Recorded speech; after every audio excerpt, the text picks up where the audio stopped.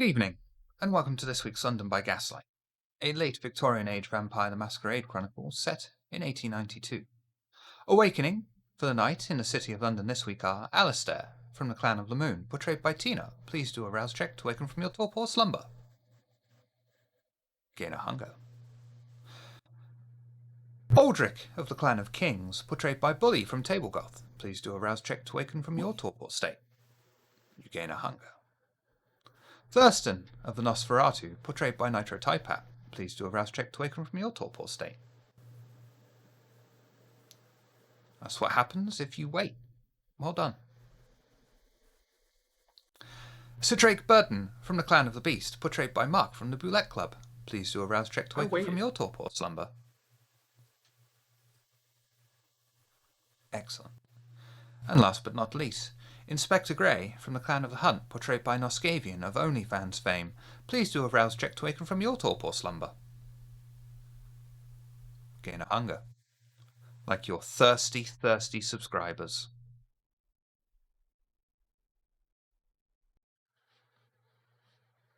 Only he could call me that.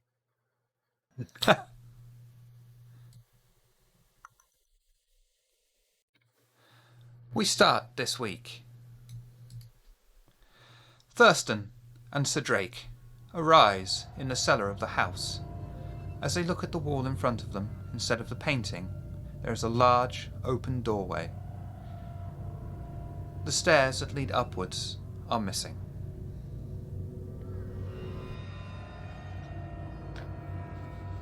So I take a look around a second. It's just I notice it's just Thurston in here with me.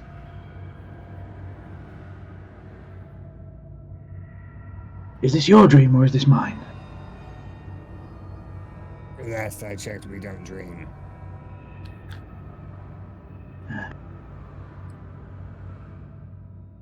I'd have said this was Alistair's dream, but he's not here.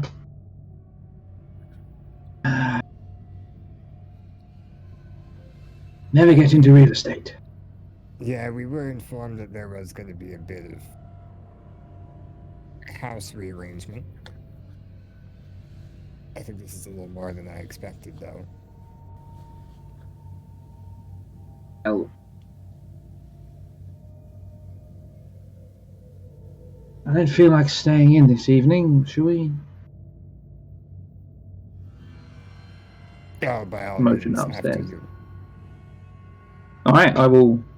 So Drake will step forward and head. So, like, there's a doorway where the painting was. Yep. Yeah, and I'll step through the doorway and head up. Checking to see if Thurston's actually following me. I am, but far enough away that anything that might happen will happen to you first.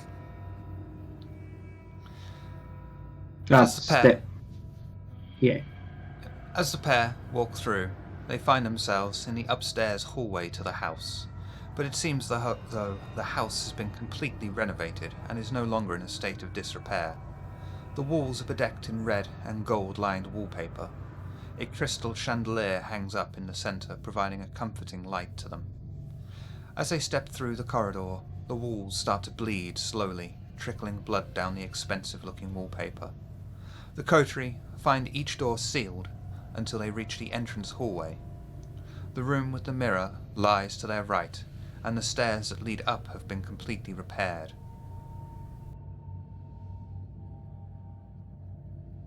You know, for a weird disembodied voice, he's one hell of an interior decorator. I have the feeling even Evelyn would approve.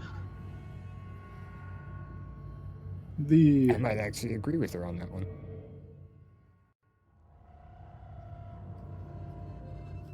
Go ahead, Inspector. Yes, it appears that this house is changing or growing. It's becoming more or restoring itself. Interesting. When was you there? Oh, I'm sorry. My Okay. bad. I'm not there. I thought I just missed that part. Okay. Oh, I thought you might have just messaged him on the sly saying you are now there to surprise us. Okay, never mind. Rewind. I'm gonna look around for. Are there any? I mean, I'm fast looking for the exits because this is panicking the shit out of me now. There are none. You said that Nothing. the stair. We weren't able to get up the stairs that are now repaired, right? They are now repaired. And the mirror room this is is a- to your right. This is a pretty ass house. I'm gonna go look around. I'm gonna go up the stairs. Okay. We best not separate. I'll follow.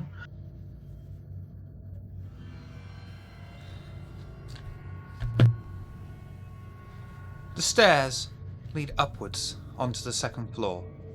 As the pair step onto the landing of the thick red carpet, they can see the decadent walls are sporting thick white paint with flags of the British Empire laid out along the hallway.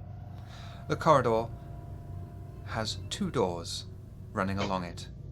One marked Thurston, one marked Drake. Ah, how thoughtful. Does this mean we don't have to sleep in the basement anymore? Wow. Which is the nearest door? Drake's. Okay. Well, I'm still of the opinion we shouldn't split up until we figure out entirely what's going on here. Should check mine first. Sure, why not? Head up and just slightly open the door. Hand on the hilt of my sword. The door opens for Drake. Thurston is rooted to the spot and unable to move. His eyes are blinded, filled with a white light that he can feel burning against his retina. As Drake enters, he is compelled by unseeable force. He can't see but feel. He walks in, and he sees his father beating his sister over and over round the head, holding her by her hair as he slaps her face to and fro as she cries over and over again.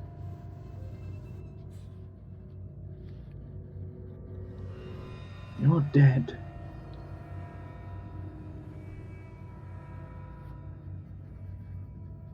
Is there anything else going on in the room of note? No. Take a couple of steps towards his father and shove him off of her. As Sir Drake walks forward, the image in front of him slowly dissolves into a puff of black smoke. Remember this. I didn't need you to remind me.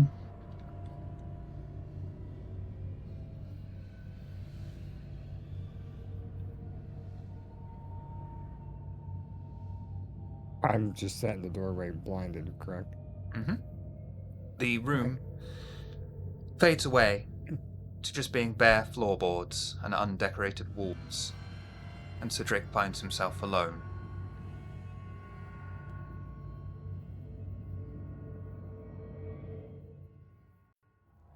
Turn around. Thurston's still there in the doorway. Mm-hmm.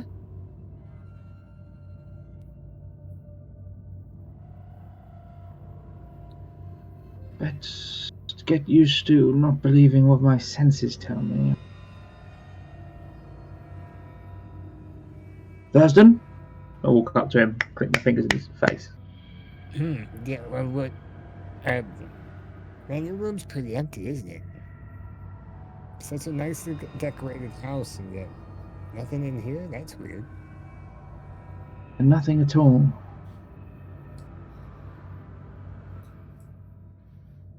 Step out of the room, and I'm assuming we're on a, you say a second floor, or is it like a balcony, or? You're on the second floor. The only Step door out of that the room and remains just sort of, is Thurston's.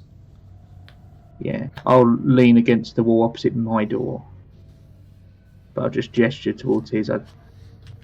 I think Drake's sharp enough to figure out what will happen if he tries to go into Thurston's room at this point.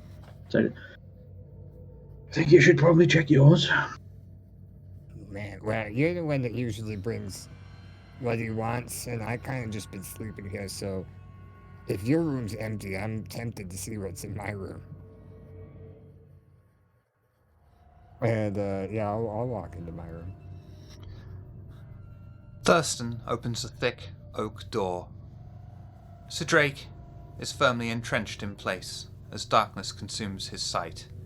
He is unable to see anything or hear anything as the untangible force pushes on him, firmly keeping him stuck in place.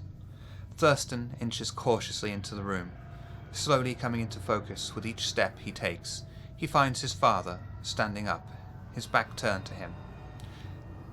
His trousers round his ankles, and the unknown woman Thurston only knows as the artist on her knees in front of him. Thurston walks in, and he can see the artist clearly. She is engaged in the act of fellatio. Her hands grasp around Thurston's father's legs, holding him. She tilts her head and makes eye contact with Thurston. She releases one of her hands and waves at him and gives him a small wink. But you've never... What's... Hang on a minute, and I'll walk up and I'll put a hand on my father's shoulder to, like, flip him around. As Thurston walks towards his father, the image suddenly turns to blackness, and they splash to the floor like water, leaving through cracks in the now exposed floorboards, leaving Thurston standing in a wet puddle on the floor. Never forget. Yeah, you didn't have to remind me. And the room becomes bare once more.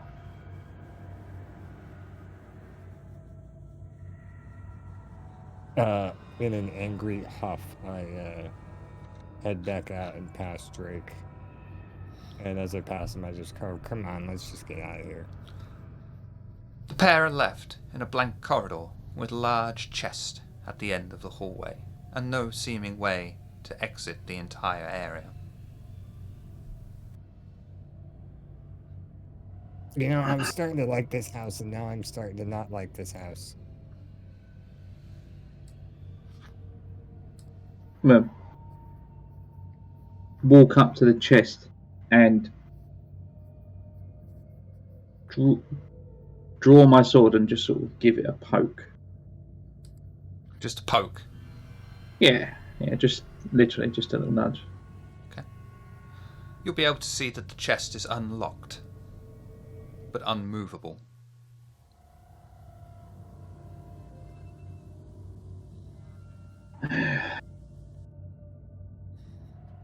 Yeah, just peek it open.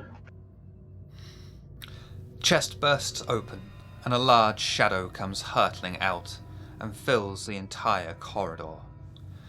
The obsidian black shadow has outlines of spiked wings, large claws, and a long upper and lower mandible. The vaguely humanoid shape lurches forward, and in one big swoop, it opens its jaws and swallows the pair whole. Thurston and Sir Drake wake up in the basement of the house. Ugh. You belong to me now. Does everything about the house look back to how we remember it now? Yep.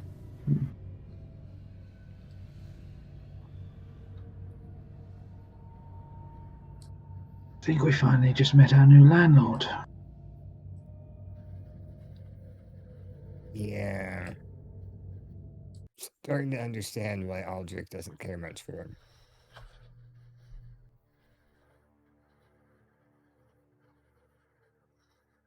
Well,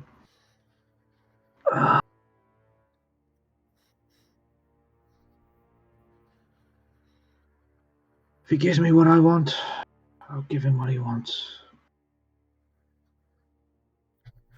Yeah.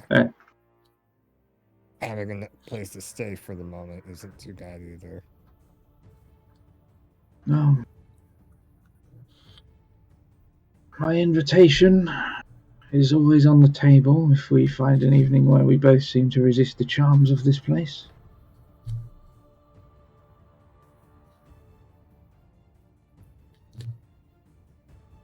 Well, with my luck, that'll be a while, so... I'll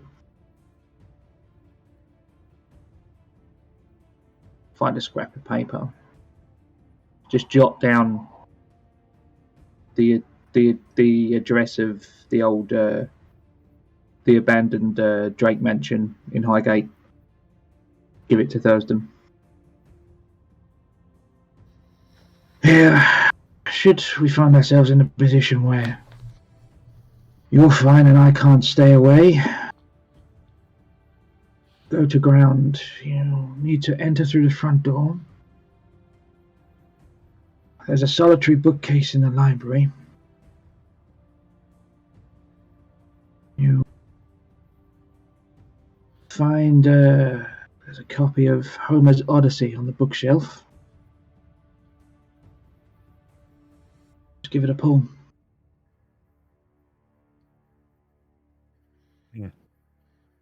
A little cliche, but I like it.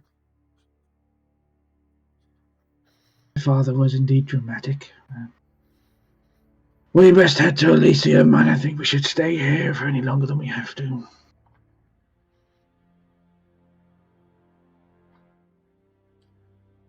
Couldn't agree more. After you. They're going to leave the house. On the way to Elysium, Thurston makes an excuse to Sir Drake that he has to meet someone. He parts from Drake and sneaks his way through the shadows of the streets.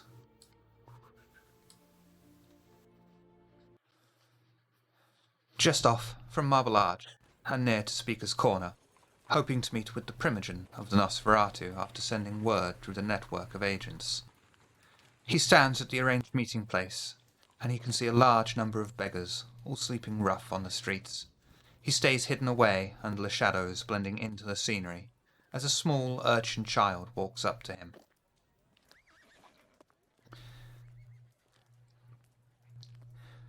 You the one that wants to speak? I suppose so. Well, I've got to ask you some things before I can let you in to see Fagin. Okay, little one. You got any Masquerade. coin you can give me or any of the others here? I've reached in my pockets and pulled them inside out. Unfortunately, I do not carry much on me, for I do not own much. All right, no problem. You look around here, you see all these people sleeping rough, all veterans of wars or just down on their luck. How does that make you feel? Shit, that's a good question.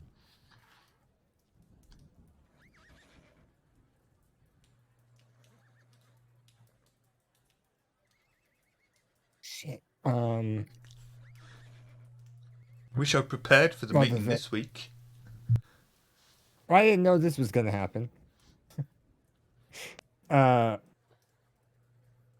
It is unfortunate that veterans of war are forced to live in such a state, but I know that with the way society works, there is always going to be someone living like this.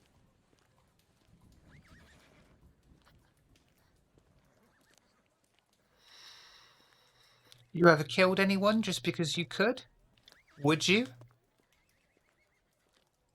I don't think I'd do it just because I could, but I have done it because I've needed to.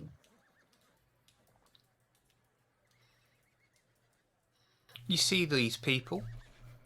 Would you ever sacrifice yourself for one or more of them?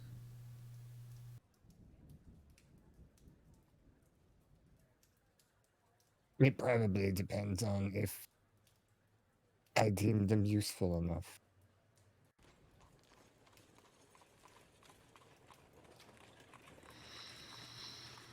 Well, you're a bit dodgy, but I guess you can see Fagin. It's up to him if you're worth it.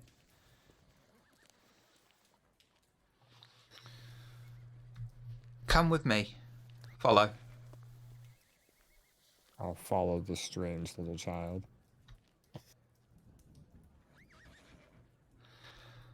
The small boy guides Thurston over the quiet road and towards Speaker's Corner in Hyde Park. Before they reach the edge of the park, the child stops and looks around, guiding Thurston into a small, abandoned building. Inside and upstairs, he finds Fagin, sat on a small wooden chair.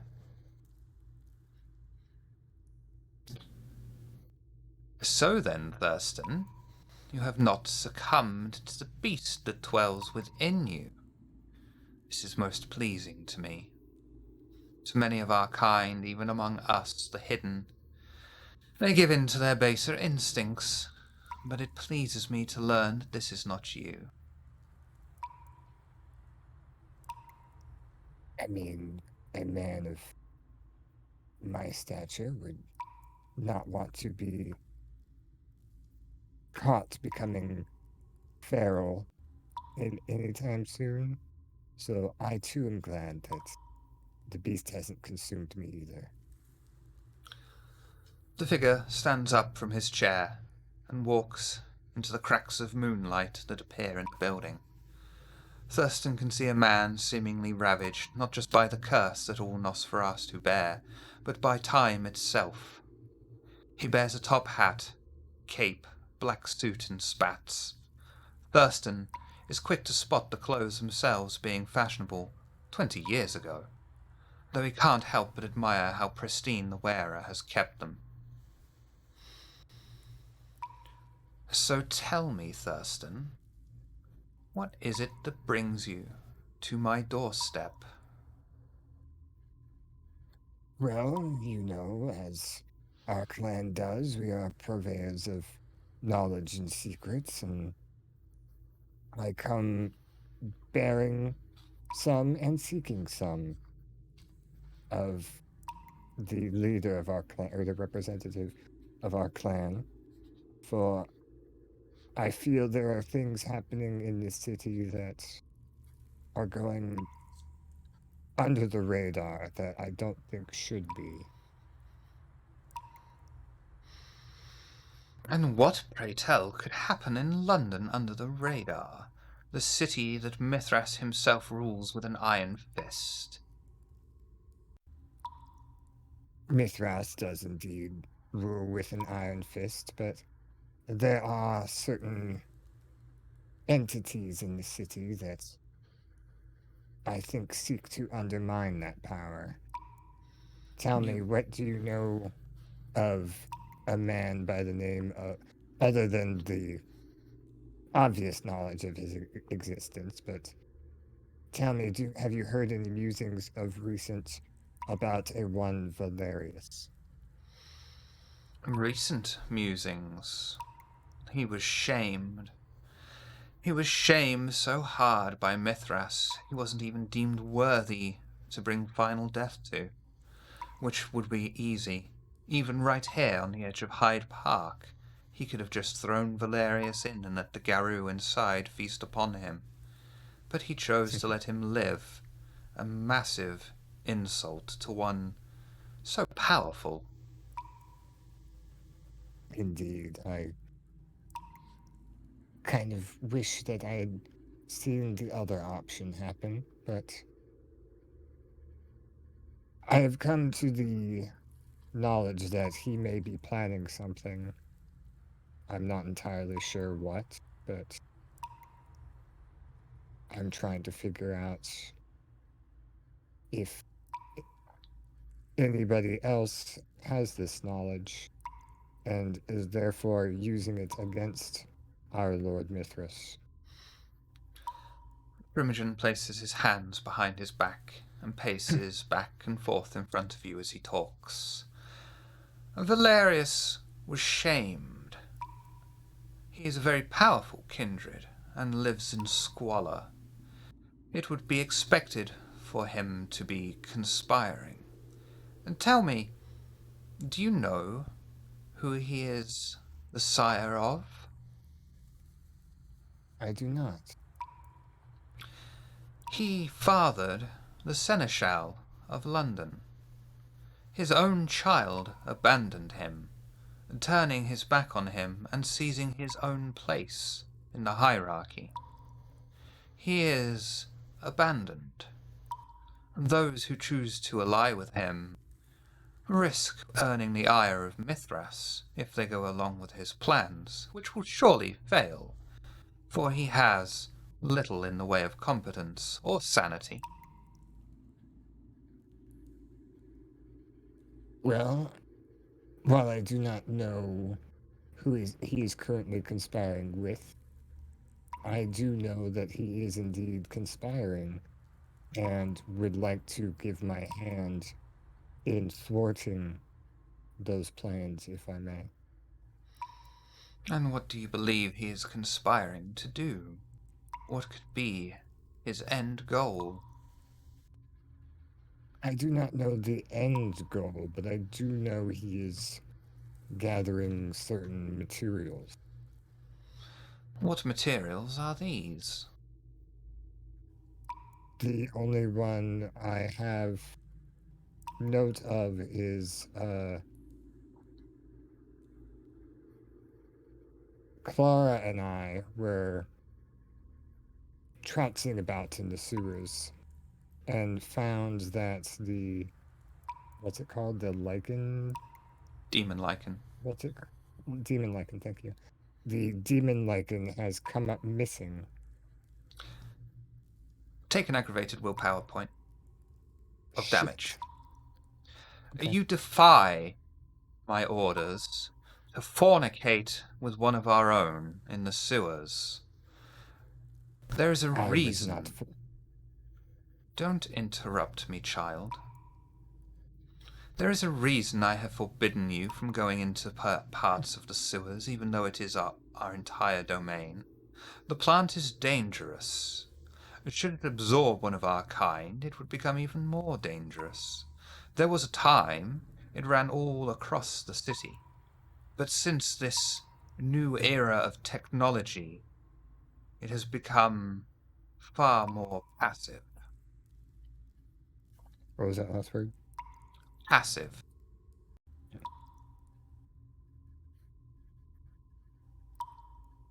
I was not.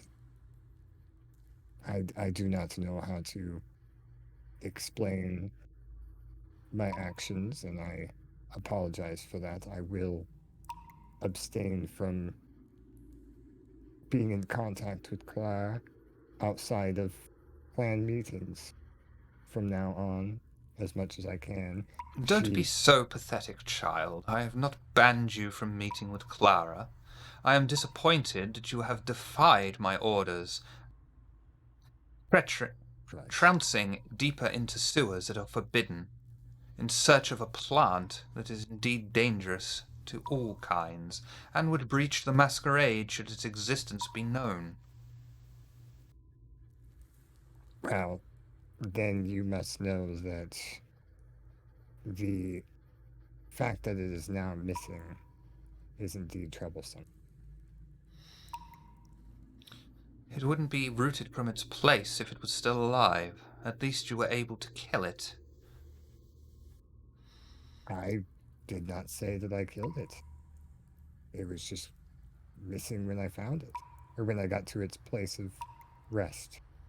How can it be missing, and yet you know of its existence? Do I have to consult with Clara?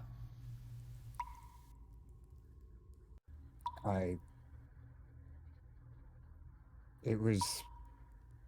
Shit.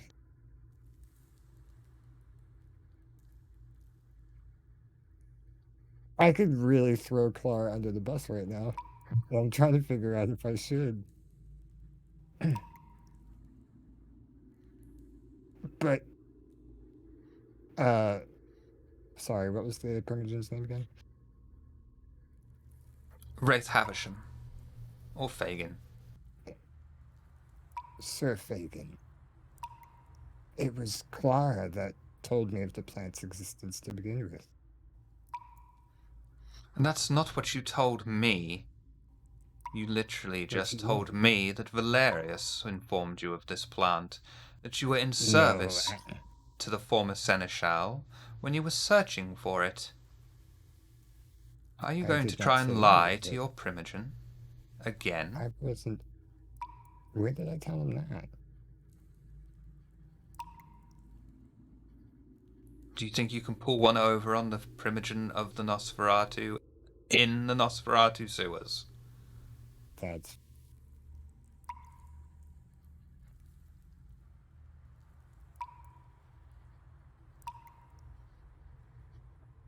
Sorry, I'm trying to retrack what you just said. Um.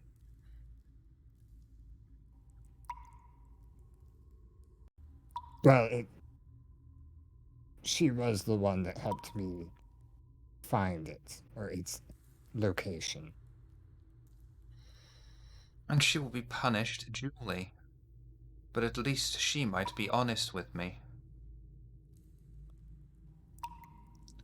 You attempt to walk the line between the surface world and our world. You'll learn in time you can't do such a thing. The surface world is not for our kind.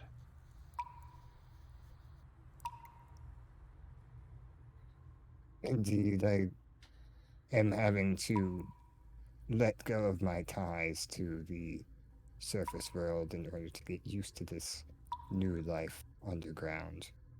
But I hope to get used to it soon.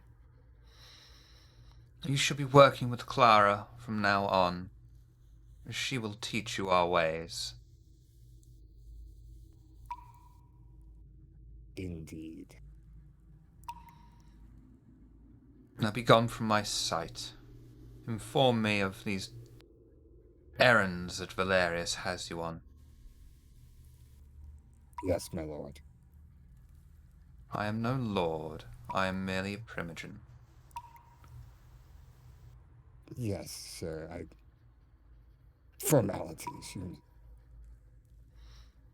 And this is why you should be working with Clara further. I'll curtsy and I'll leave.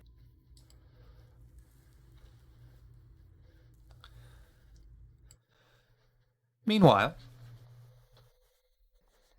in the city of London itself, Aldrich, having received a telegram calling him to his property that he acquired from the Thinbloods, he approaches the property and he can see several people outside, a few of them holding burning torches as others busy themselves going into the property and bringing out wooden furniture, throwing it into the middle of the street and piling it upon each other.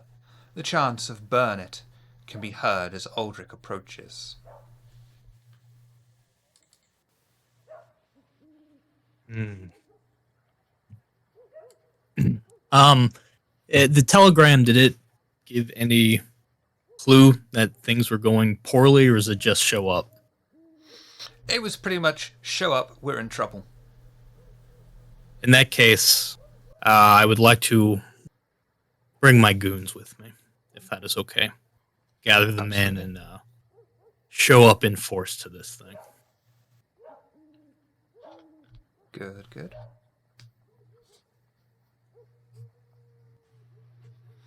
Actually, it's not going to be Aldrich who shows up. Aldrich, this is getting messy. He's going to send in some of his cleaners. So a very different, less fancy looking individual is showing up here with the medicine men. One of the mortals, of the three surrounding the pile, approach. Are you the owner? You see, I'm here on the owner's behalf. What seems to be the problem here? Are you the one in charge of all this rabble? We ain't in charge of anything round here. We just follow orders. Whose idea was it to burn something that belongs to Mr. Aldrich? Well, it weren't any of our ideas. We're just here for the lols. Or laugh. Like me and my internet speech. How about you let me know who got everyone all upset over something so I can talk to them, make sure this little misunderstanding gets corrected before someone gets hurt.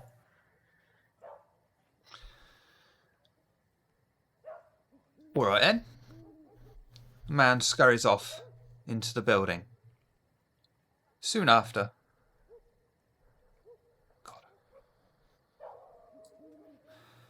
two large men, clad in black suits, complete with half-length capes, each stride out of the building. One of them holds a cane, and both carry themselves with an air of authority. The man with the cane slowly, deliberately stomps towards the leader of the medicine men. His cane echoes through the street with a metal clunk, and before the man is able to even say anything, the cane is pointed at him. And Do you I are... recognize this individual? Nope. So you have been sent here on behalf of Mr. Aldrich, I understand it. Seems you understand correctly then. Who are you? My name is Jordan Coghill, and this is my associate, Benedict Purcell. We are specialists of a spiritual sort, I suppose. The establishment here is one of those we feel responsible for the moral corruption that is currently rife and spreading in the streets like an open wound, leaking its infected pus across the streets. These upstanding gentlemen with us were easily rallied by the strength of their fine virtues to help us clear the corruption. In short, Mr. Aldrich's kind is not welcome here.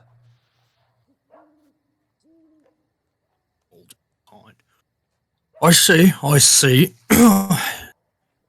Well, you see, this establishment employs a lot of very good people who require to make a living. You don't want to put all these people in the streets now, do you? So, there's a couple ways I see this going. How about you give us a chance to make sure it's the moral corruption part stops? You know, I understand it's easy for you to just not look at it and it won't be a problem, right? I'm afraid it has gone beyond that. We have taken the women of lesser morals already, and taken them back to the church so that they might learn virtues, those befitting that of a woman.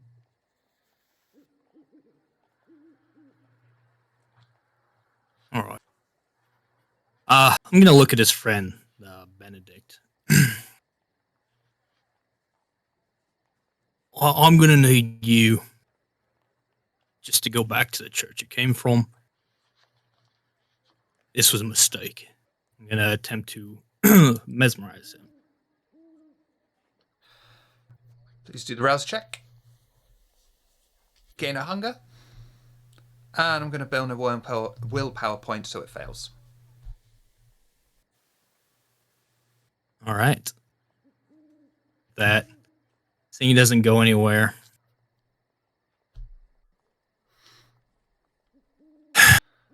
See how it's as simple as this. I can't let you do what you want to do.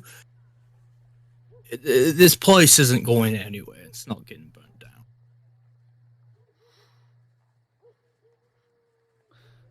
I understand you want to set fire to this place, send a message to my employer. And I would like to do something in turn to send a message to your employer. And I'd like to grab this individual. Oh. I think that should be a free action because it's unexpected. I don't think he would have enough time to dodge out of it, so we shall consider him grappled by you. Okay, so if he's grappled, I'm then just going to take a thumb, and just jam it into one of his eyeballs.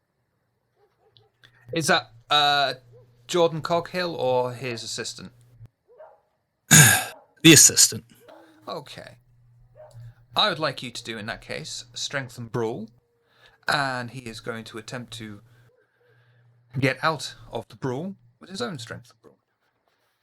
Going to blood surge this.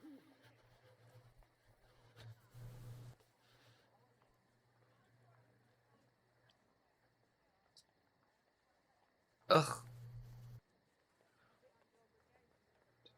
I'm going to burn a willpower and reroll 2. And keep my fingers crossed. Is this considered part of grappling or a separate thing? I don't know if my specialty would apply. I think this should be considered part of grappling, so apply your speciality.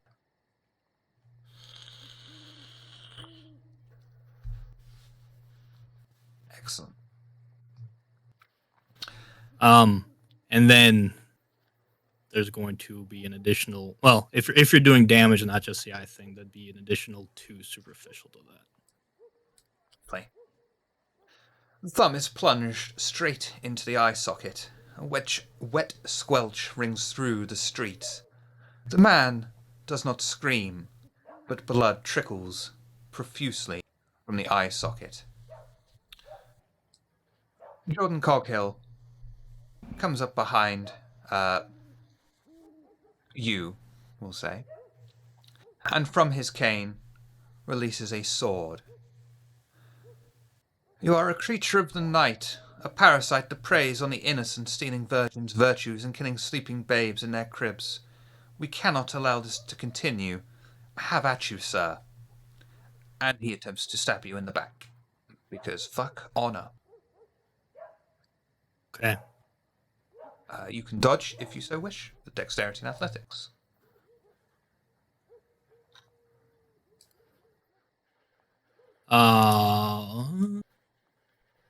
Okay.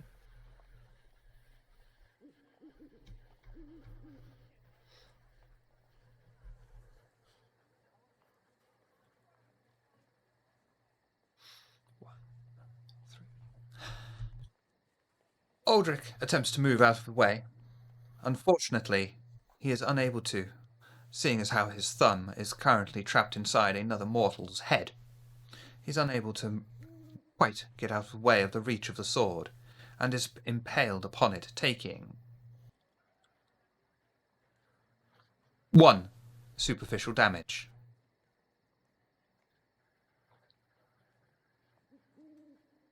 With that, yeah, he's just gonna lick some of the blood off the thumb and just yell to the men that we're fucking fighting now, and then go after the one who just stabbed him. Willpower check for me, please.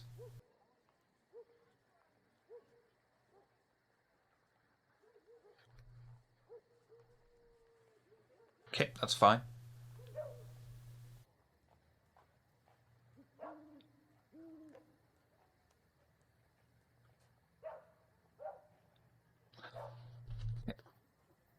Attacking? Yes. I'm gonna go to close the distance, grab a hold of this guy first before I just start pummeling him with my good hand. Strength and brawl, and he is going to attempt to dodge. Yikes. I'm re-rolling 3 of them. Fuck that.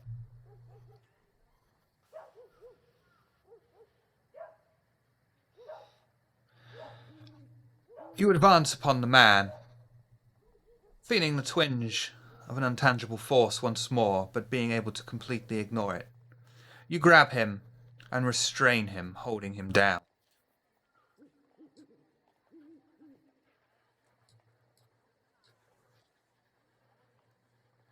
I believe it will go straight to you, as he can't do anything, and the other man is pretty much fucked. Yeah, I just went for a grapple around the neck, and I'm just gonna start squeezing. Strength and brawl, please. Against his strength and brawl, as he attempts to wiggle out of your grasp.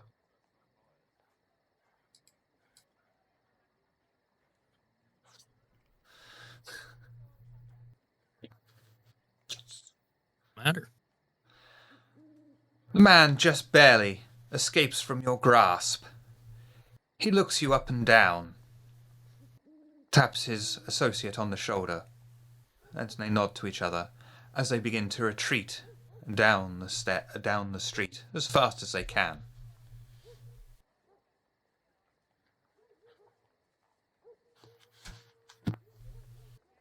Let them run off. Okay.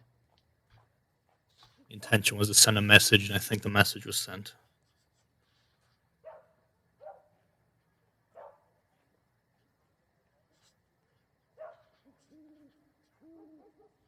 And just looking around the crowd. All right, you, pointing to some of the one that were helping bring the furniture in. You know where that goes, right? Right where you found it. Yes, Gov. Right. I'll look around at the men, make sure everything goes smoothly, and if not, fuck them up. Do what you need to do. Goddamn mess. We're sorry for all the ruckus, sir. We'll try our best. We're so sorry. We had no clue. We was just caught up in the moment. Right, no, it's all right. We've been stretched thin lately, and I can't expect you to be ever at once. I don't mind getting my hands or thumb dirty every once in a while. It's all right. I mean, if you want replacement for the women, I got this wife. She can't cook, but you know. We have systems in place for this. We don't need your wife. We're She's got trying to make math money like a here. whelk. No offense. I'm not the one to talk to about it. Actually, one of the original ones that I came up was moving furniture. Let's take a walk. I want to know what happened here tonight. One of the humans that were taking furniture. Mm-hmm. One of the humans, as if. Yeah. Was there something I should know? No. And I essentially just want to march them somewhere more secluded to feed off of them. Okay. That's very clever. Got a little worked up during that. Do a strength and brawl roll for me, I think, for that one. Excellent. You take the man round an alleyway, secluded, out of the way, and ensure that there are no witnesses. You begin to earn his trust almost from his intimidated fear. And when his back is turned, you expose your fangs and bite down into his flesh deeply, supping upon his blood. You may extract 3 points of hunger, unless you wish to kill him. No, I only need the 2, so I will. Okay. I'll leave him That's with fine. a little bit left. The man lets out a pleasurable sigh, finds himself leaning against the wall, and slowly drags down.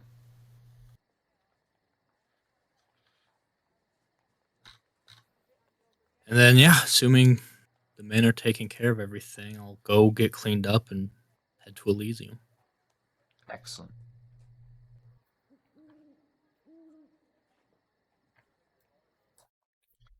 Need better shit for Aldrich. In Elysium, the coterie assemble in the busy main Elysium of London. Most tables are filled with various kindred, sticking to their own groups.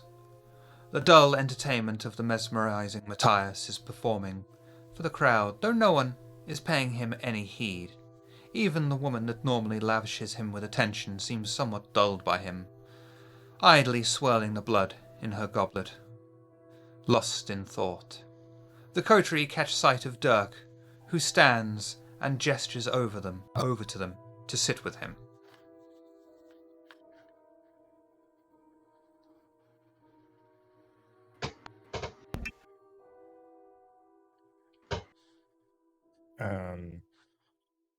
I guess Thurston would make his way over to the table and kind of sit down.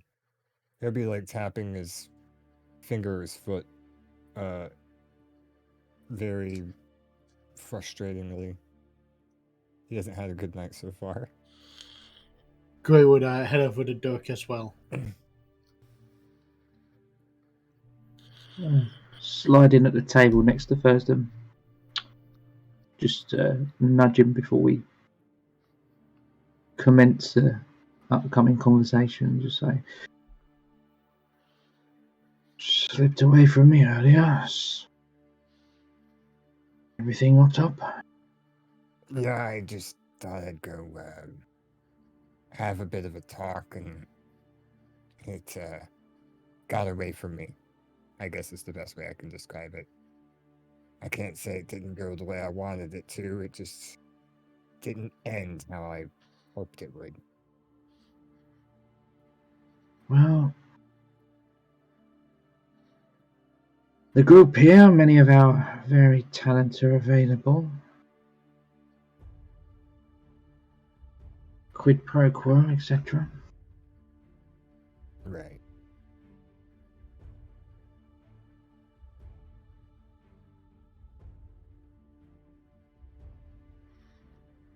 Everyone going to Dirk? Yes. Dirk, you look like you have something to tell us. Indeed, Inspector. Your powerful observation skills are wasted in the Camarilla. I have been given a very strange invitation. It would seem that Tremere Primogen wishes to meet with you all tonight at the British Museum. He has assured me your entry will be without issue. You are to enter the museum and head straight to the centre, into what is known as the reading room for the meeting.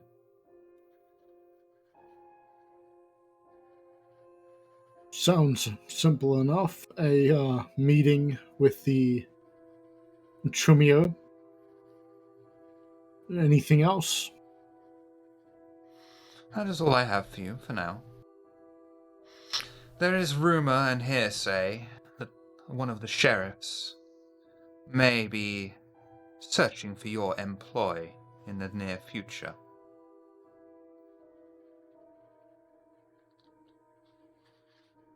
Very well. That is good to hear. It's always good to aid the sheriff and take care of important matters.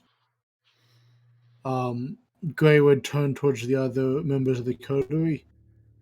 Do any of you have something we need to address before meeting with the Tremere tonight?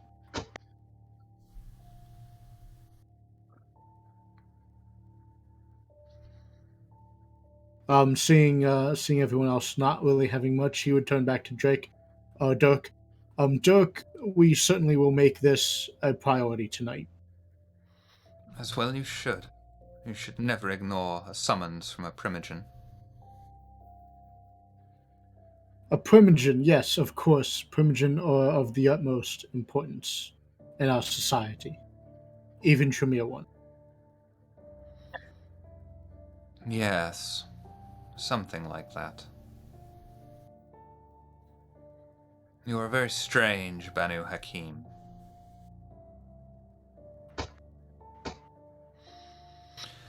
Be gone from my presence. Gray would nod and step away.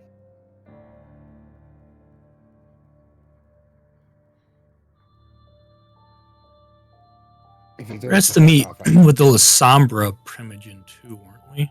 Or is that something that we were just warned would happen soon? I don't remember if it's an actual... Okay.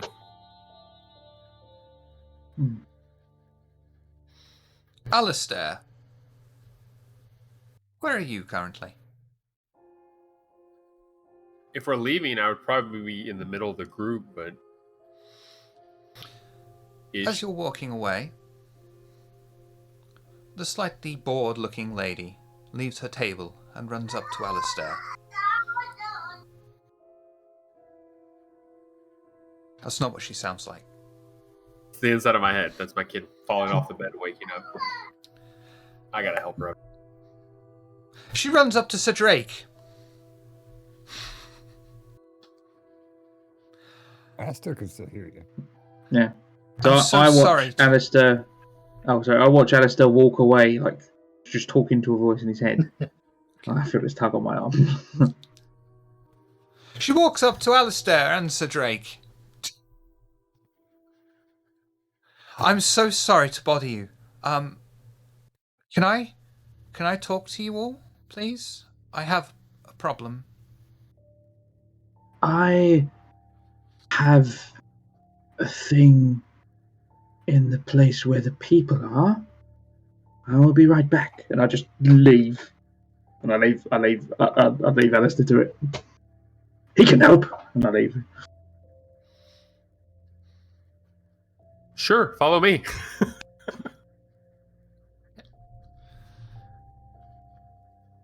Finding a table to sit down at? Yeah.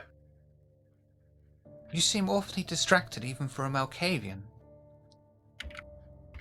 I was making sure that it wasn't somebody in my apartment and it was people upstairs banging. He was about to see me go get my gun. I don't suppose you remember me. I'm Pandora.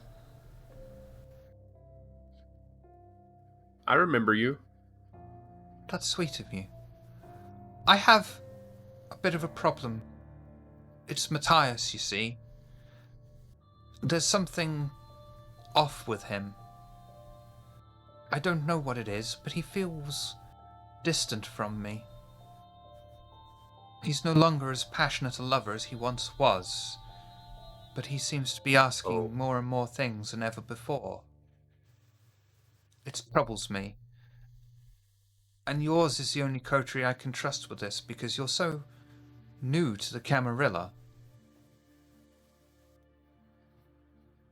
I don't know. I feel a little uncomfortable getting involved in love thing.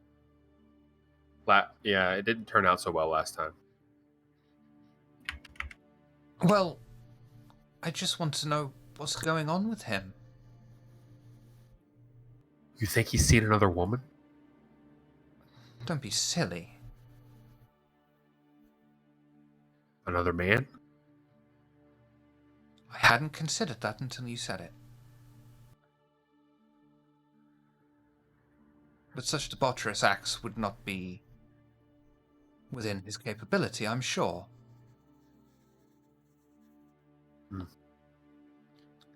Where does he live? I can go spy on him. I don't know. I tend not to let him go home much. I like the mystery. Not to let him go. He stays with you all the time? You don't have anyone guarding you when you sleep during the day?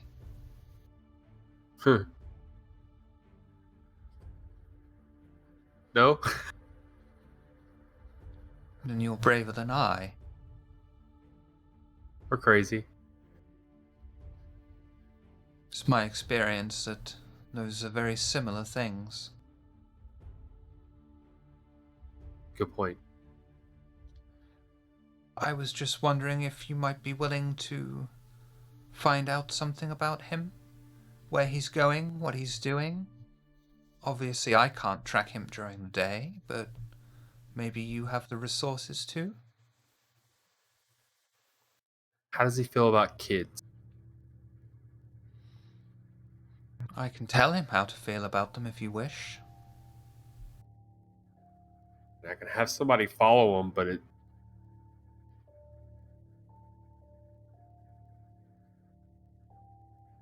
yeah, if he's not friendly with kids, if you can make him friendly with kids, I could probably get some information. That won't be an issue. He's usually pretty good at doing what he's told. Just gives you a little wink. Except doing this, whatever it is.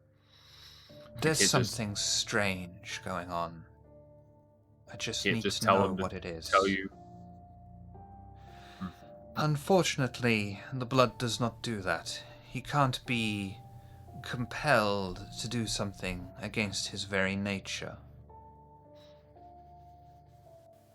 I don't know. I know somebody that could probably... You don't seem the type to get blood on your hand. Indeed. I'm a lover, not a fighter. He looks real uncomfortable there for a second. He's like, tapping his fingers. Okay, I should go now. Thank you for your time, sweetie.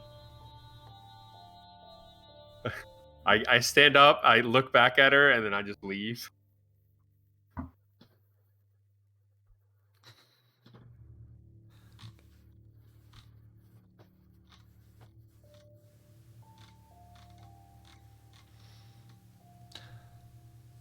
Is everyone heading out into the carriage?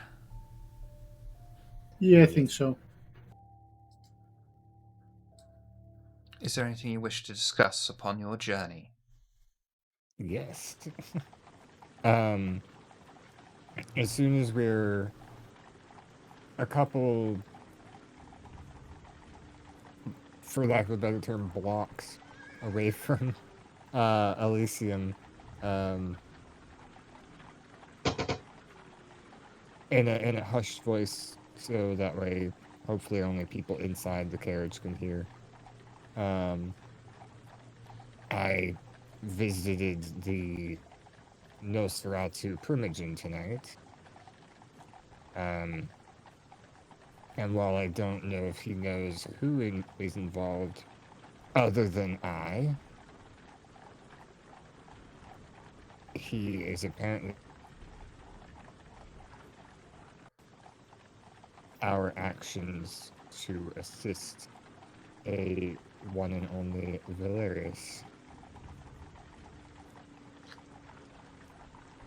Yes, this is good. I have told the sheriff as much as well. Not want any of the Camarilla thinking we are assisting Valerius behind their back. Indeed, which was my intent, but I don't think I went about it in the right way. You're so charming. I cannot imagine it did not go well. What happened?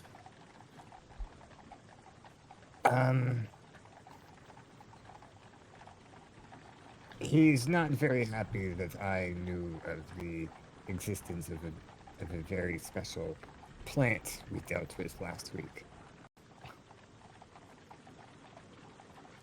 And to much of my dismay, I have been tasked to spend more time with Clara, which should be fun. Crime must have been severe for such a punishment. To better learn the Nosferatu way, and apparently she's a great teacher. Though I don't quite believe it. Yes, it would be useful if you are a resident Nosferatu expert. I was not aware we were not supposed to be dealing with the plant. I would make the assumption that we did them a favor. The fact that it was off limits is something I guess you should have known. Yeah, and I'm surprised that it being such common knowledge that it was off limits, that Clara was so willing to help us find it, although I think that she might just be... She's blinded by love, my friend. Have you Right, never been? Yeah. I guess I can't say I haven't. Oh, it's your chiseled jawline, my friend. She obviously can't resist it.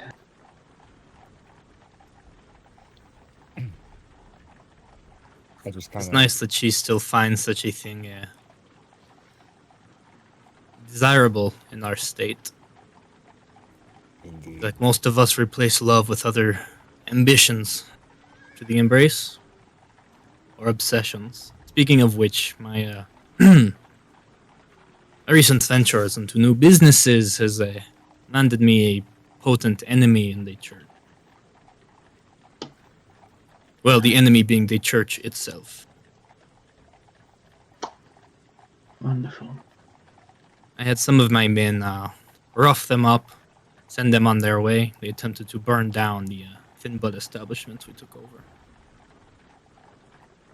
Perhaps it would have been smarter to bide my time and roll over for now, but not exactly my style. What was their reason for wanting to burn it down? A moral, a corruption, a blight upon the city's sparkling morality, I suppose. Though they use some interesting terminology. Called me creature of the night, which could just mean I'm a criminal, but they may know what we are. My You let them leave. powers of persuasion did not work on them. But Fist still did. So I was told. What? So, go ahead. What? Okay, did you think about the what comes after this? That is up to them. They will either decide that it's not worth losing men to something like so small, or it will be a full-on war. If I would have rolled over, I would have lost the war from the first battle. So, Right, ball is but in if their it's a court. full-on war, you might lose it anyways, right?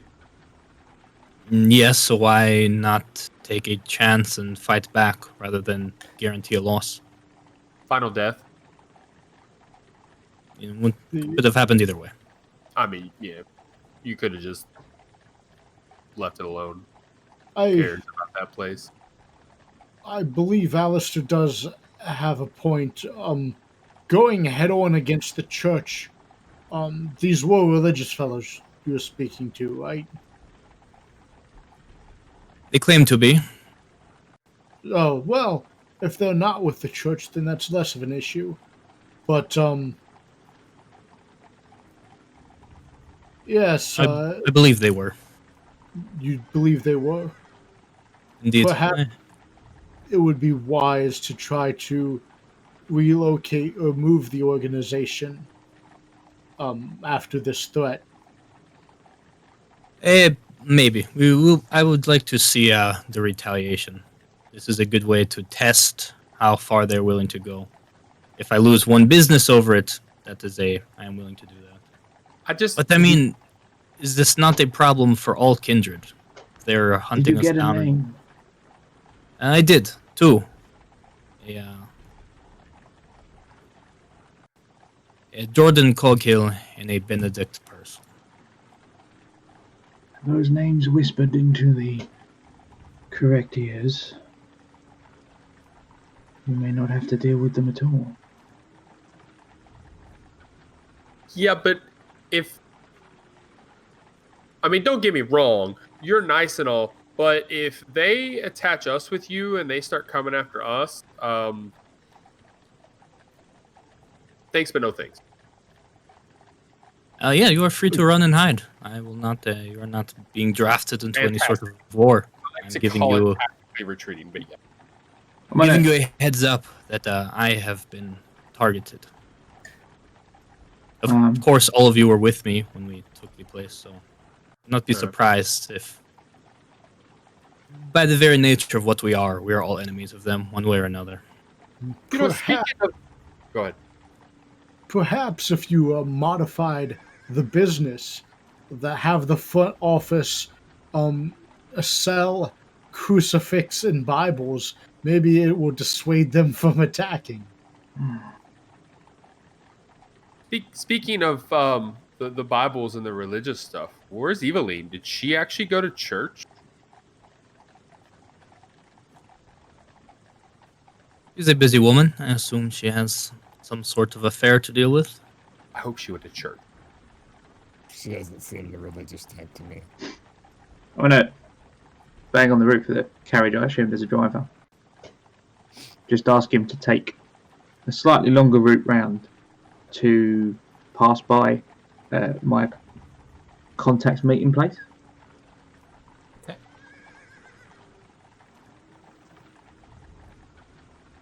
But yeah, I just thought it would be fair to warn everyone. And the ball is in their court. We'll see what happens. One way or another, it seems very odd to me. Immortal beings such as ourselves should be at the mercy of people peddling religion. If not for my business, for the sake of the city. I think we just have to think outside the box. Yeah. That was kind of the reason why I went to talk to the Primogen. I wasn't sure how much information about our side quests we've been having have gotten around the Camarilla. And to be honest, I kind of wanted to hopefully use that some of that information about Valerius against him, but it seems that it's already being circulated. So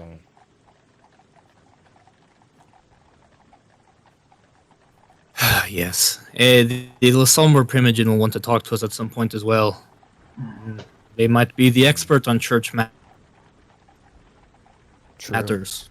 They seem to have infiltrated one. Hey, speaking of Why not to know? experts, any of you all good with love? I point at Thurston. Oh, Hey, hold on now. Thurston looks how he looks, and he's still got the girlfriend. I think he's the resident Have you seen how expert. she looks, though? Looks like an appropriate match, yes? Yes, Thurston, please enlighten us. Tell us, what is love?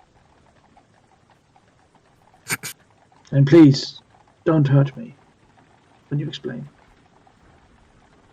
Well, if you're lucky, one day a woman just shows up in the sewers and gives you her heart in a container.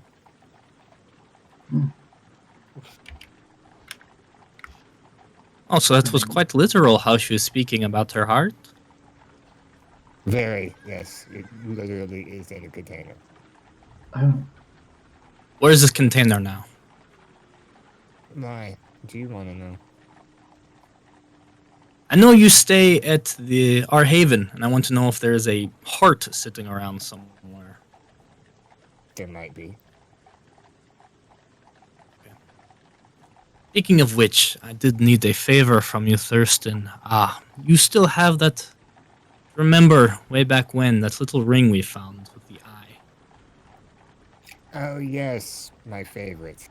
And I present the blinking eye ring that he's been wearing this entire time. Oh, I didn't know you wore it. And may I borrow it? I may have a lead on someone who can find out a little bit more information about it. I don't quite like parting with my material goods, especially one as beautiful as this. And Would you like Yeah, but it something more beautiful? I'd be more than happy to replace it with another ring. Perhaps multiple other rings. So as you said, it is rightfully yours, and I should not borrow it without paying you in kind. Well, I've noticed that well, despite your appearance, you're a man of a certain taste, which I appreciate. while I do appreciate the sentimental value of offering me many fabulous rings, I will part with this for now and let you borrow it, but my infatuation with it is the story behind it. I don't know if you quite remember what the man in the bottom of the river said it was. I actually do not. And please remind me. And as I take the ring off and put it in Aldrich's hands, this ring is made from the bodies of two people that were joined in holy matrimony, and now they will live eternally in this ring. And I drop it into his hand. Such a beautiful sentiment, in my opinion. It is. Look at it. Sort of shake my head a little bit as it blinks at me. I forgot it still does that now. Pocket it. Thank you, Thurston. Any other news we should know about before our meeting? Say Tremere Primogen, which I can only imagine what he wants.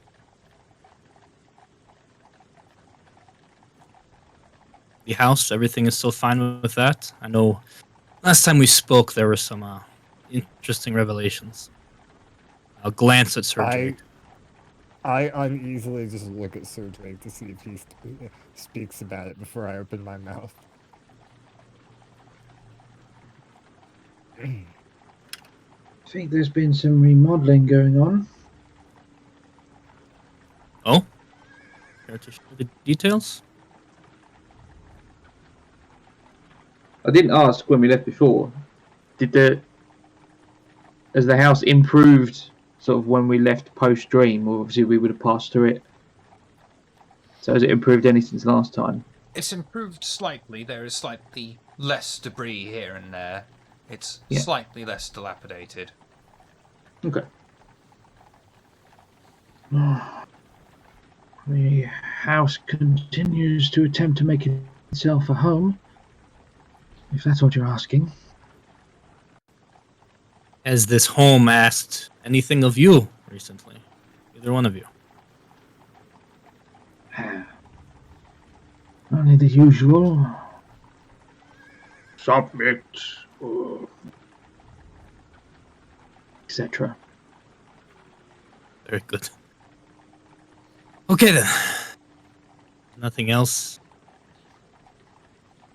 The Tremere.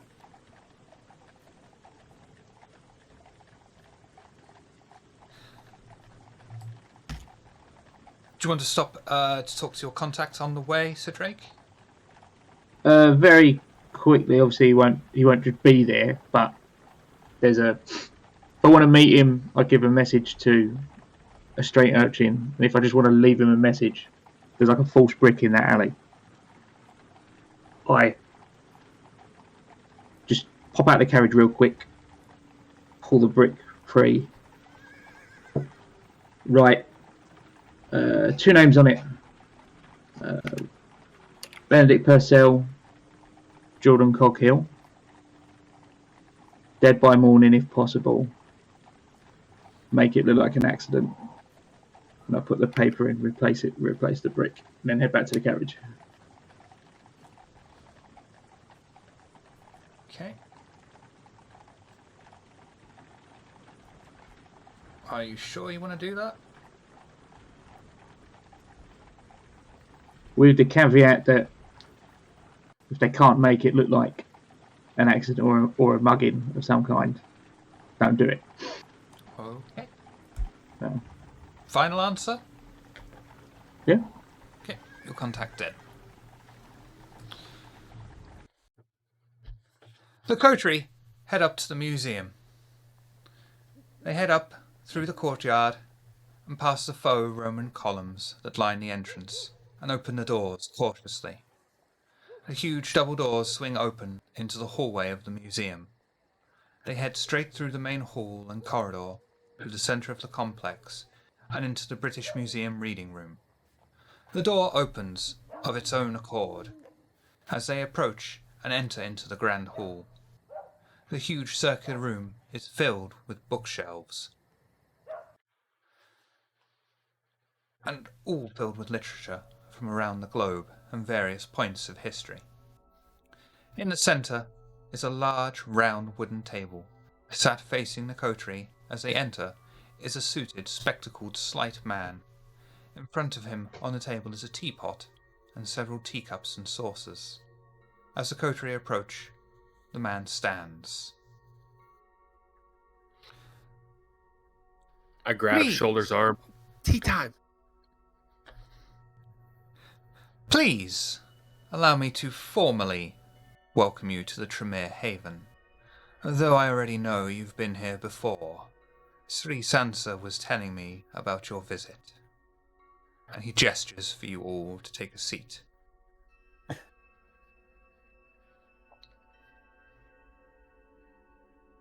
Gray would sit down. Mm-hmm. Yeah, Yeah. I would go over and bow, and then sit down.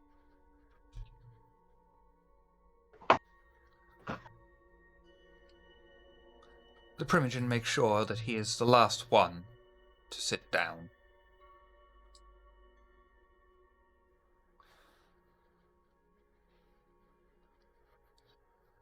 Would any of you care for a cup of tea?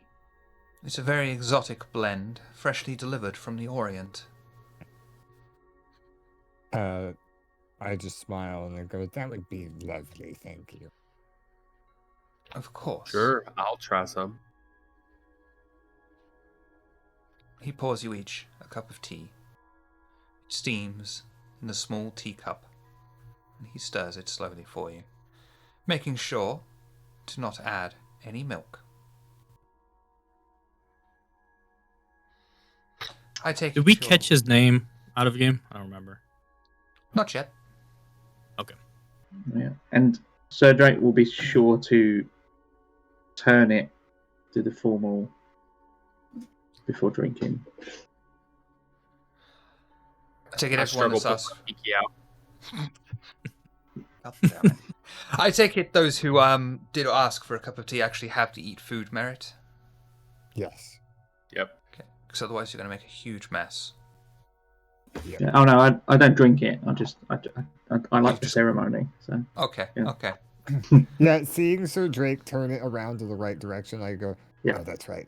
I do the same, but then I pick it up, pinky out like Alistair did, and start sipping. I've got 2 fingers yet.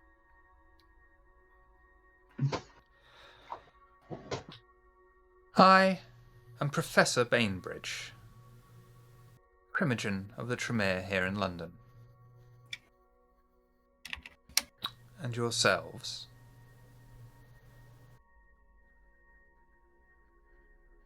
With my mouth full. Alistair, and some drips down. Oh, If you loved me, you'd swallow that. Does he say that to me? I swallow. I politely put down the teacup onto the saucer and just bow my head a little bit while I'm sitting there. I go by Thurston. Does he mind? Sorry, he's child of the moon. You get it. You are Thirst. I'm Thurston, yes. I go by Thurston. Your manners are lacking. I apologize. Your companions? Emma Aldrich Beverell. Extend a hand. The man eagerly What to do in this moment. extends his hand out and firmly shakes it. Finally, man has been raised properly with manners. A pleasure to meet you. The pleasure is all mine. do I recognize surname at all? Just from like family links at all? Just out of curiosity. Strangely enough, you won't recognize it from any family lineage. However, upon your travels through the African continent, you will have heard the name Bainbridge before. Yes, Sir Drake Burton, Clan of the Beast. I profess to recognizing the name Bainbridge. I've done some travels through and across the African continent myself. Ah, the great plains and rolling savannah, a place of mystery and intrigue. I spent time there myself, attempting to learn various secrets.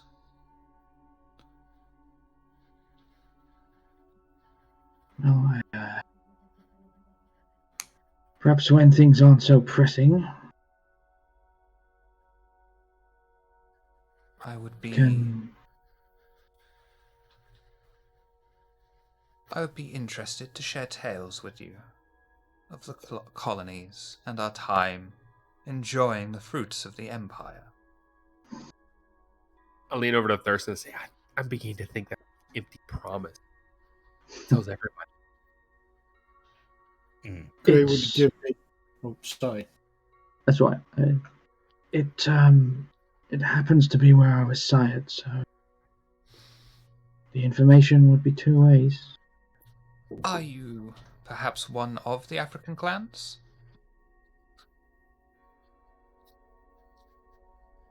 Pay no attention to the To man tell behind you- the curtain. To tell you the truth, Professor, the language barrier. Those days were hazy. I found myself in civilization. I couldn't tell you the time that passed between my first night and finding myself gallivanting through Europe. But I'd be willing to share what I do remember. It would be most intriguing to hear if you heard the tales of the blood goddess as I did.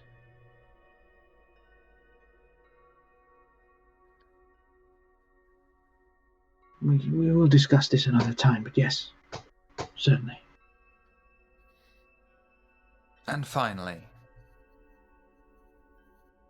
Inspector Gray would give a polite nod. Gray, it's a pleasure to meet you. I'm of the Clan of the Hunt. Professor Bainbridge seems to go out of his way to extend his hand across the table to you. I'd take his hand and shake it. Ah, a member of the Assamites with some manners. How rare among your kind to actually have breeding. In my clan, we do respect our elders, and among them, the Primogen are to be respected. Interesting. To business, then. As I have said earlier, I had to report to the sheriff that there were trespassers upon our haven.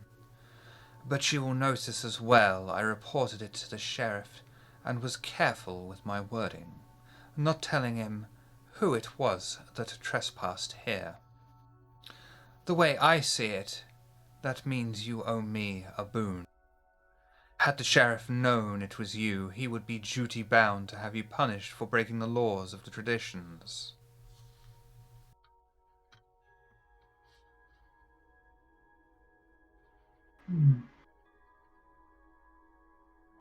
Is this a boon you'd like to be owed in the future, or is this something you had in mind? An excellent question. Two things I have to demand of you in repayment of this boon.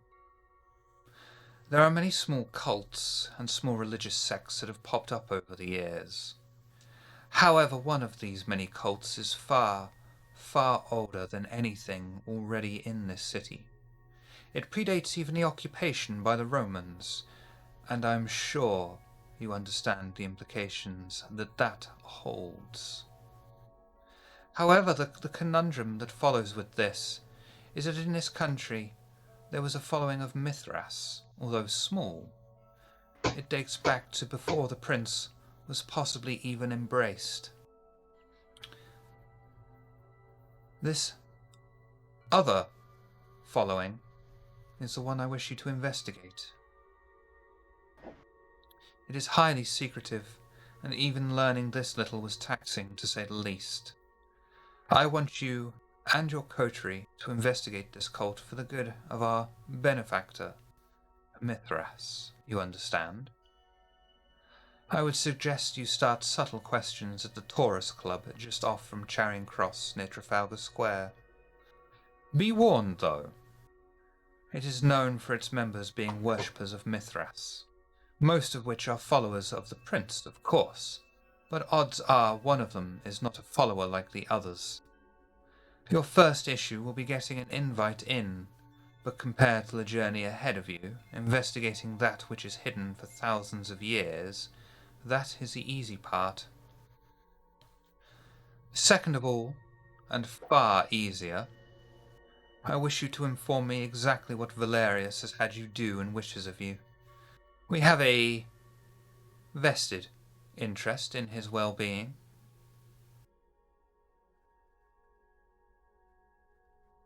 Well, that's easy. I'll take out a piece of the plant that I cut off. Before see reaching for something, I'll put my hand up for a second. Okay. Yeah. Primogen, we do appreciate you letting us know what the boons were before we agreed to doing them for you. You see, I've actually already taken care of this business with the sheriff. I'm not sure you have as much to hold over our head as you think. We've been approached, almost reprimanded, but I explained what really happened. So, I'm not sure you have much to bargain with here. That is not saying we would not like to do these favors for you, but of course they would be just that. Favors, not something we owe you. Perhaps an equal exchange of some sort. We'd be happy to investigate this little club, and of course report whatever it is, whatever the many things are that Valerius has asked us to do. Many of which we have already been successful in doing. Are you sure this is the way you wish to go? And he casts Dementation.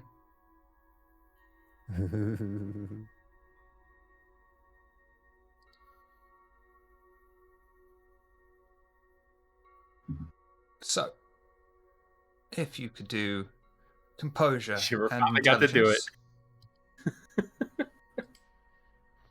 intelligence. What is it? Composure and intelligence. Do I even bother blood searching on this?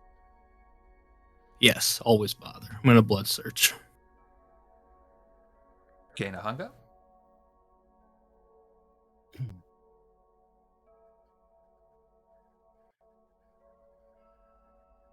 Lucky.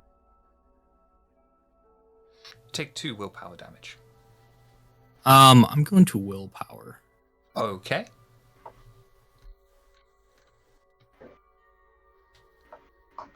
Ooh, wait. Yeah, Nah, there's only one that's a fail. I could almost get. Nah, I'm not gonna risk the critical thing.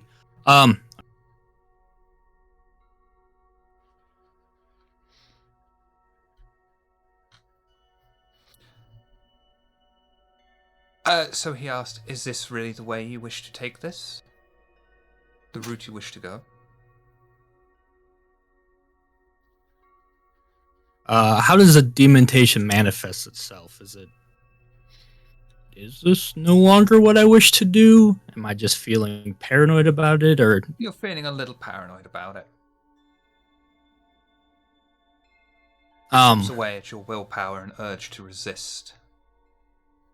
Okay. Quiet for a moment.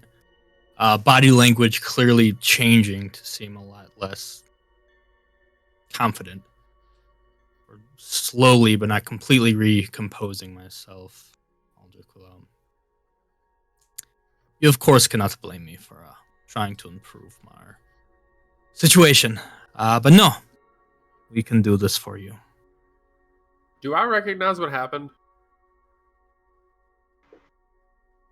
I think it might be. Let me rephrase. So yeah. Do I more so at the very least? I recognize that it was some sort of dominant power. Dementation makes people act simpler.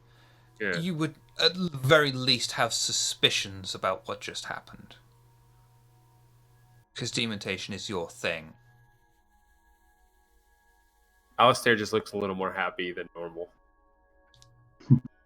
For everybody else. Excuse me.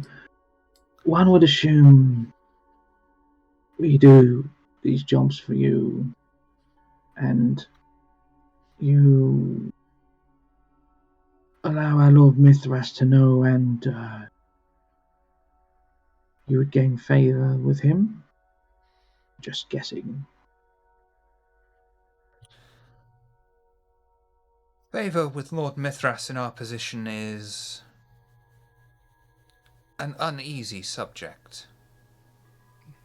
It would be far more beneficial if you were the ones to report it to Mithras yourselves.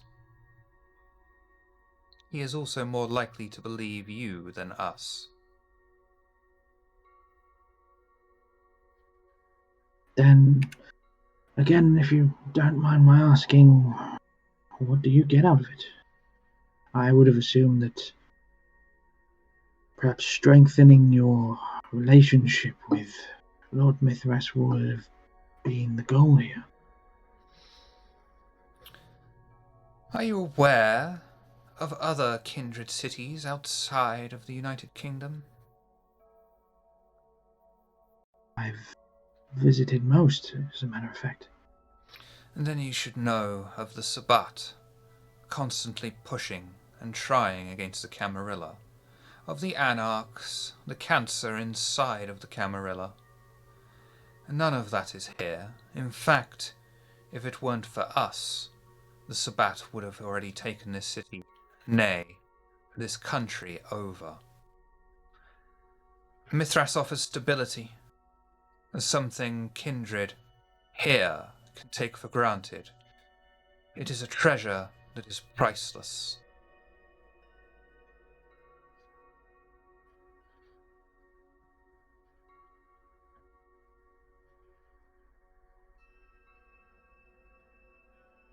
That is a brilliant way to not at all answer my question. I congratulate you. You're clearly Primogen for a reason. Nevertheless, I won't push it. It's fine. A wise decision. This is really good tea. You have some I could take home? Cut the tension in the room. Yeah, indeed. I'm quite enjoying this. Of course.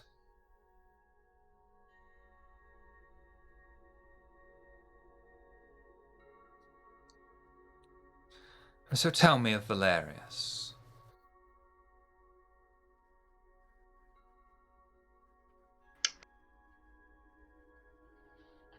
He lives like a Nosferatu. But doesn't like him. That's for sure. No, he's much prettier. No, he doesn't like the Nosferatu. Oh. Still prettier.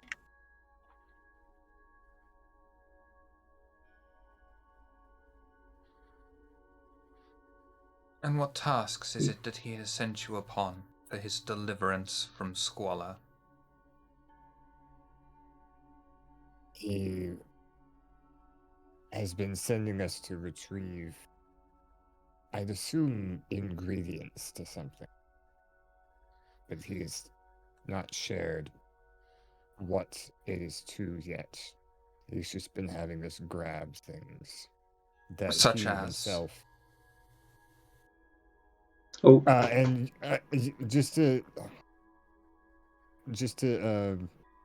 kind of let everybody else know, you can definitely tell Thurston is trying not to specifically say exactly what we've gotten.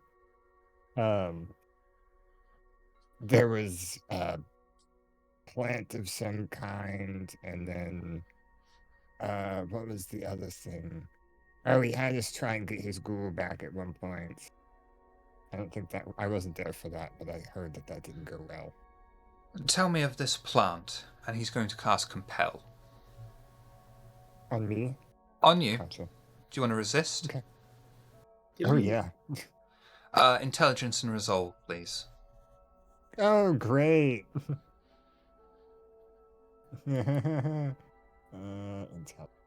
Yay. Oh no, I'm blood surging. Do a rouse check for me, please. Gain a hunger.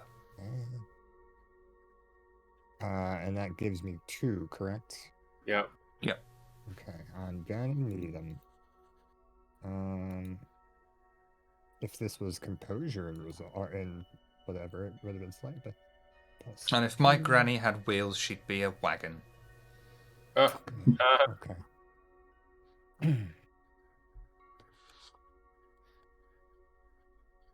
Looking at that.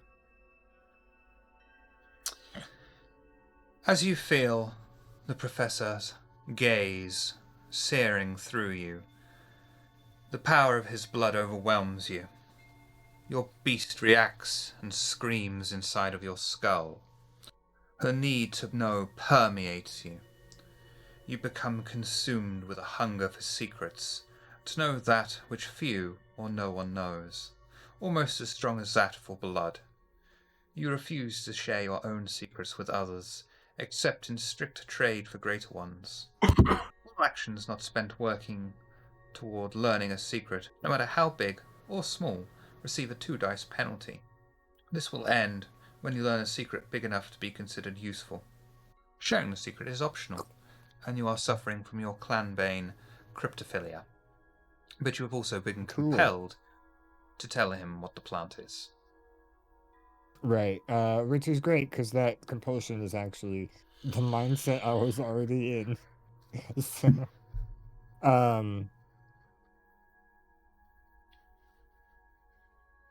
it was, real quick, the aggravated real damage I took earlier, was that from sharing the name of the plant?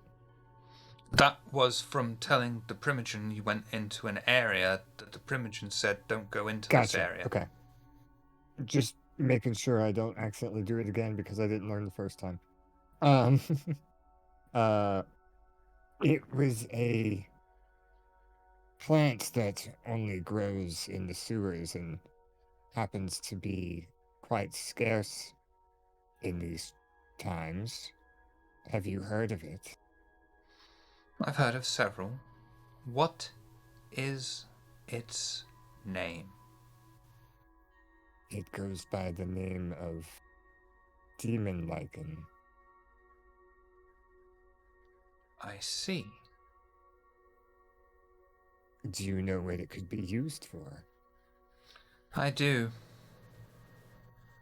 Oh? What else has he had you prepare for him? I'd do it. Would I know without have we been rationalized? Would I understand now that he's done things twice that he's been pushing us in this way? Yes. At this point, I believe that is now the second instance of you breaking your own Elysium. We were scolded for using gifts of the blood in a place such as this, and yet here you are doing it as ever you see fit. This is no longer a proper exchange between kindred of any repute. Do not recognize or follow your own rules in the Camarilla. I'm not sure it is best for us to be doing business with you unless something drastically changes in the next moment. I will stand. Could you prove I'll stand that? with him. Do you believe they will listen to children of the Camarilla or the Tremere Primogen? The children of the Camarilla. I know the standing the Tremere have in this city. And I know the work we have been doing for the Camarilla, and that we are in quite good standing with them at the moment. I'm not saying our deal is off right now, but I'm saying I see what you're doing. And if you just intend to use your powers to push us around and make us do what you want, why are you even having the discussion? Dominate us then, make us your puppets, do what you want us to do, and then suffer the consequences. If you actually wish to speak to us kindred to kindred and work out some sort of working relationship, perhaps let's restart. If I may add, when you ask who they would believe, perhaps you should consider your questions put us between you and Valerius. So perhaps you should ask yourself, who would we rather not cross? And with all due respect, I think you know the answer. Which one of them sits before you now?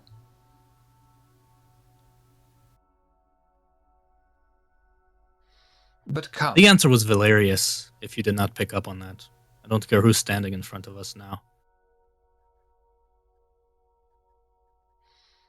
So again, I was willing to work with you. If you're going to make us your puppets, get on with it. See what happens. If we'd like an even exchange of favors, I think it's about time for that now. I let it go the first time, and I see you seem insistent on treating us like ghouls. If that's what you want, if you want ghouls working for you to be dominated and do your bidding, you're a dime a dozen. If you want a team of very effective kindred on your side and working with you, that is another matter entirely. The choice is now yours. Is it a choice, or would you rather have a primogen owe you a favor?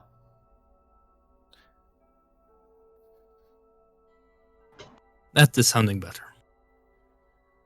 As I said initially, an even exchange of favors. That, I'll look to the others, I think we can all agree on.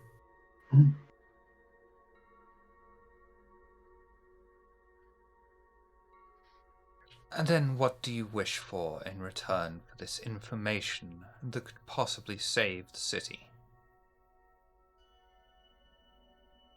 We can decide that when it becomes convenient. I was going to say, Alistair starts to speak up, looking at Aldrich, lifting the glass up, and then he just is like, never mind, and sits it back down and stays quiet. You have something immediate in mind, Alistair? No, it was dumb. I would like to know more about what uses this plant could do. There's clearly a reason Valerius wants it. You're muted. Okay.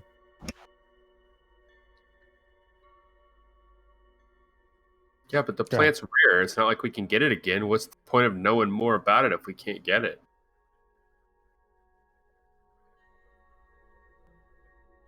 So, it seems we have things to discuss. But you agree you will owe us a boon to a powerful primogen of certain standing, and we will do this quite the tall favor that you have asked of. And I agreed to the exchange of our 2 favors for your 1. That sounds befitting. But let us do the first one first. Once we've found out more, we will let you know everything Valerius has asked us to do. Very well. You've already gotten quite a lot of it. A word with you before you leave in private, Mr. Aldrich.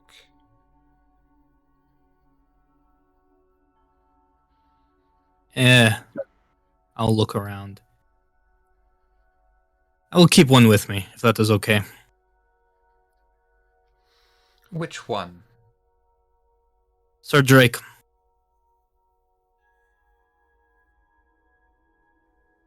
An interesting decision.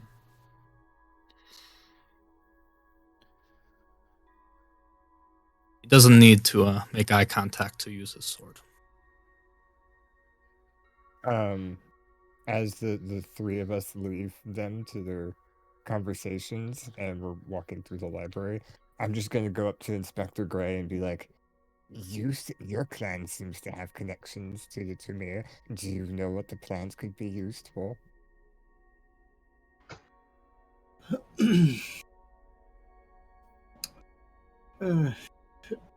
Yes, I do have a connection, or I do have what's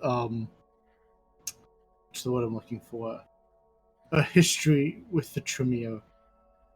As far as this plant, I I haven't the foggiest regarding the occult. It's not my area of expertise. Then you are no use to me, and I huff off away from the inspector. Valerius, as I'm sure you'll be aware, is extremely unstable, to the point of being irrational. Any I would agree.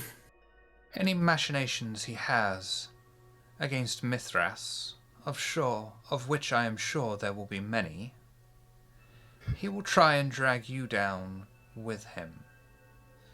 Ensure you have the standing and preparation to not be brought down, for he will be allowed to survive, and you will not.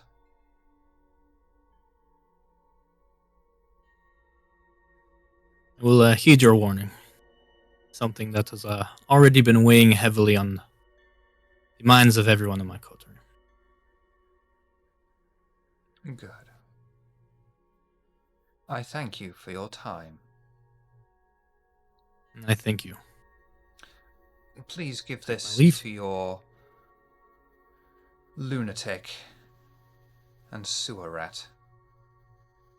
And he hands you a small box filled with tea leaves. Okay.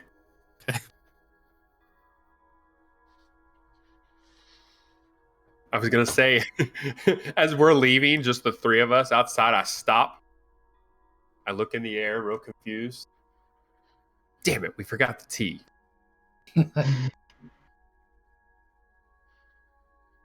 We're leaving the reading room. I'll turn to Aldrich. You never fail to impress me, my friend. Well, decisions are not always the safest or even the most wise, but I stick with them. I It will either bring great things for myself and those around me, or it will lead to an early death. Both options seemed more interesting than wasting away. I believe commitment to one's cause is more important than anything. Thank you for that. So you feel in a similar way, Loar. We differ in many ways, but I think I'm more like some of the group than they would care to admit. I wouldn't get too worried about that.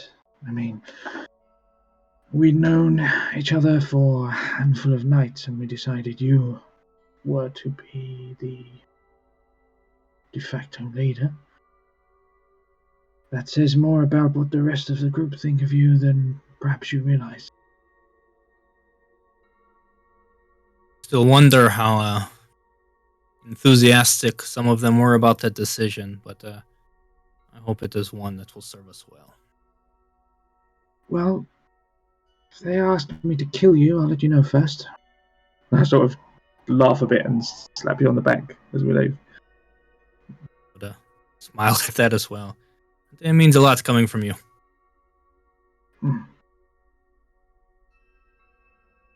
Or catch up with the others. While it's just the three of us still, sorry, shit. I kind of pull Alistair off to the side. I go, so you were saying earlier you were looking for somewhat of an expert in the field of romance, and I know not many of us qualify, but what is it that you need, my dear friend? If you were sleeping with somebody and then you felt like they were doing something behind your back, how would you figure it out? Why do you ask? Pandora's thing is, I don't know. She feels like he's doing something. I thought I would just have my friend go, but shouldn't care to put a kid in danger. It's just a little weird. I think it's fine. To be You know, honest. he could go be a, hey, mister, and do their whole thing, you know? Mm-hmm. Thought maybe if somebody in the coterie had a better idea, but he is somebody that's up when we're not, so. Yeah, in all honesty, I think that unfortunately our best expert in this field would probably be Miss Eveline, and she's nowhere here tonight, so for right now, the child might be the best bet. Oh, because she falls in love with people and then fucks off behind their back? Yeah. I mean, I don't know about that, but if you know more than I do, then sure. See what I can do, I guess. It's really But weird. it is... Why is it that Pandora entrusted this to you? Feels like she could trust us. Interesting. It's not wrong, though. Like, we do all this stuff for everybody else, but, I mean, you see Aldrich. I mean, he plays the Camarilla better than they play him. It's true. Although, who knows how long that'll be able to last. Yeah, but... I mean, he shit on an elder and a primogen. That's pretty incredible. It was quite terrifying, yes. I talked to a primogen earlier tonight, and I nearly shit myself. Well, yeah, you're really awkward. I mean, so am I. Don't take it as a put down, yeah. Yeah, it's just... Why are we the ones getting stuck with love stuff? I don't Robin's know. horrible at it. Indeed.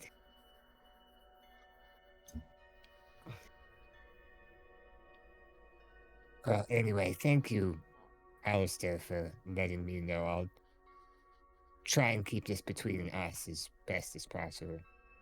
I mean, it's not really a secret. I tried to tell the coterie earlier, so nobody seems to want to listen to me. I know, and that's right. You should keep it a secret.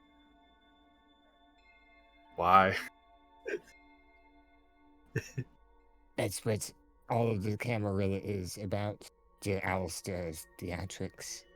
Right, but what if he finds out we're keeping secrets? And by he, I mean Sir Drake. Obviously a little crazy. Trust me, dear Alistair, I do not think that Sir Drake is that crazy compared to other people in the coterie. Just irrationally chopped that guy's head off that day. It was pretty cool, but... When did he do that? Was I there for that? Yeah, when we first in memory. the crazy house. That guy I was sitting next to. Oh, that's right. And then I get Well, nervous, start thinking about that, and I like look off, and I'm just like super in distress. I realize I'm kind of mumbling to myself. I realize Alistair's walked off. I go, oh, okay. I'm walking in circles now. I'm super distressed.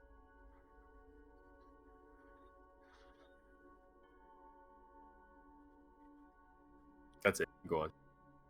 Mm-hmm.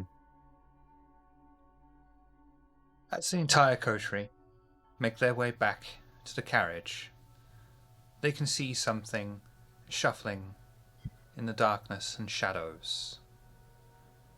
And we'll take a break. I'll be right back.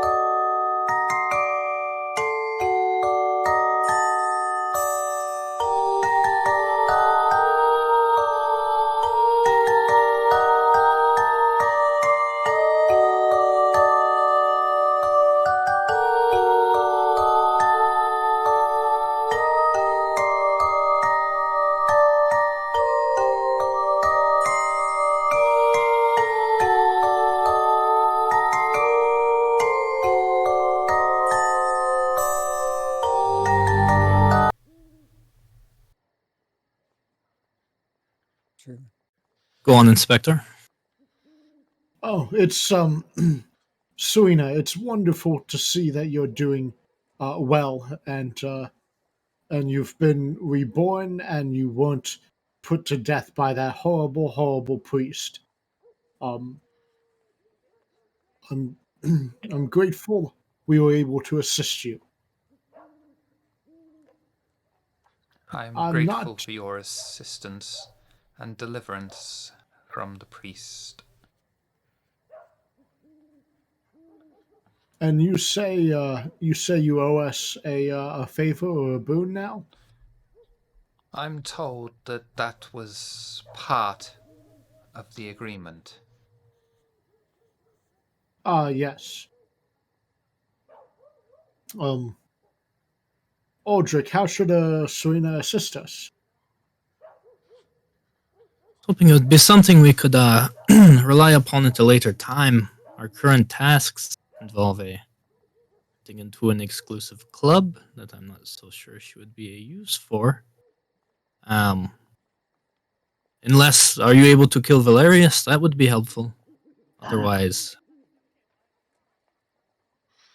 although, one moment, please. I'm going to gather the coterie. People are Unless there's, smugglers. Yes. yeah, something that I don't see how she could be used for our current things. We do have the thing coming up with the Tower of London, but all of these She things said, require. Oh, go ahead. she said we. Did she not? How can we assist you? I assume she's speaking on behalf of the Samadi.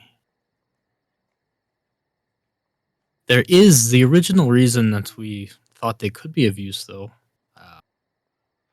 The house. Perhaps we can bring her by there, get her opinion, or have her take a look and perhaps get the opinion of the rest of her clan. Perhaps somebody a little stronger in the blood, in their ways, to take a look at her house for sure. I was more thinking along the lines of they're smugglers.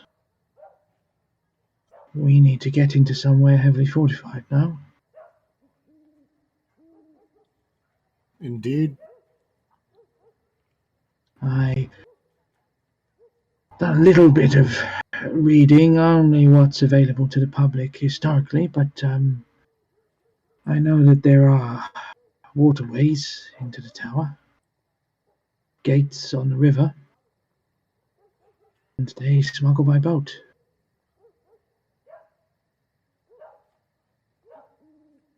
Useful information. Something I not considered. I was not aware of. Would agree that that would be a good use of our favor. We certainly will need to work on getting together a plan and or entry into London Tower. It sounds like they could smuggle us in there, potentially. We can ask, and if they can't do it, then I'm sure their favour is still on the table, so no harm, no foul.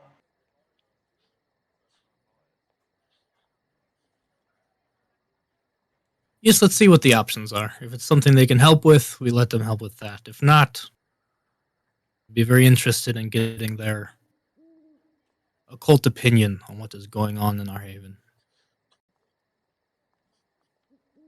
Well, there's no finer wordsmith than yourself, Aldrich. I turn and gesture back to Serena. And Mademoiselle, for reasons that, well, I guess are not that important to you or your kind, we, in the next coming weeks, will need a way into and out of the Tower of London. Been made aware that your family is good at smuggling things in and out of places they should not be. So perhaps you can go and speak to the rest of your folk and see if this is something within the realm of possibility. If not, we can renegotiate, but I believe this would be a fair repayment. I can ask, though the tower is, of course, heavily fortified. Though it is near the waterfront, there is possibility of assistance.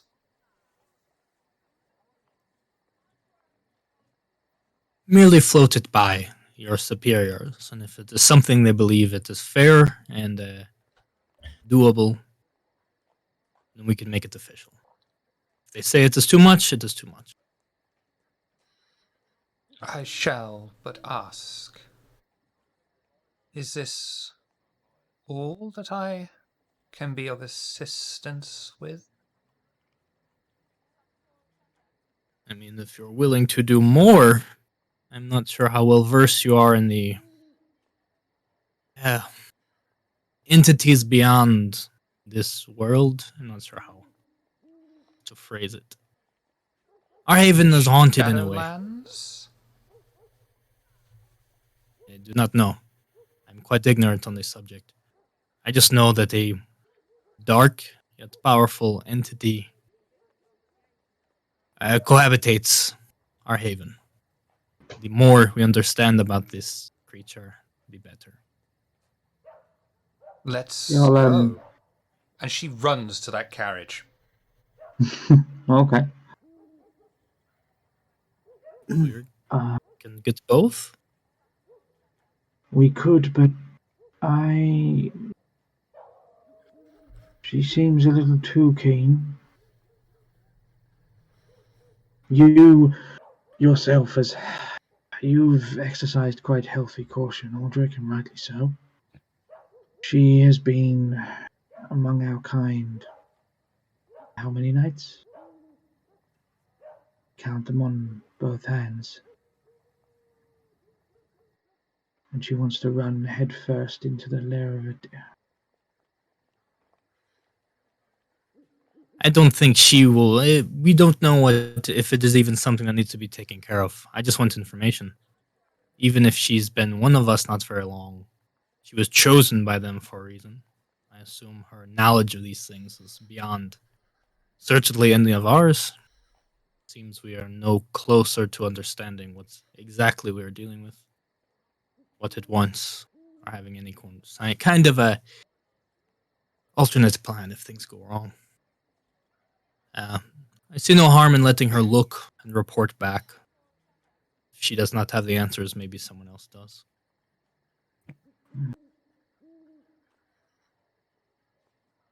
I would prefer her not.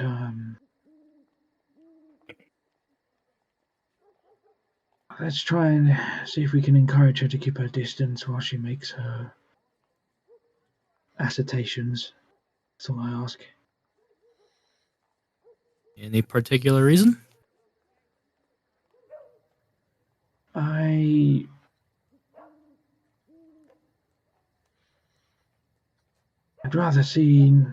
rather not see her fall prey to it.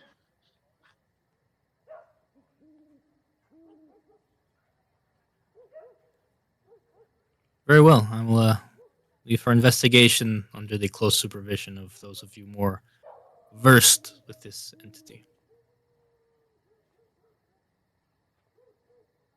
All right.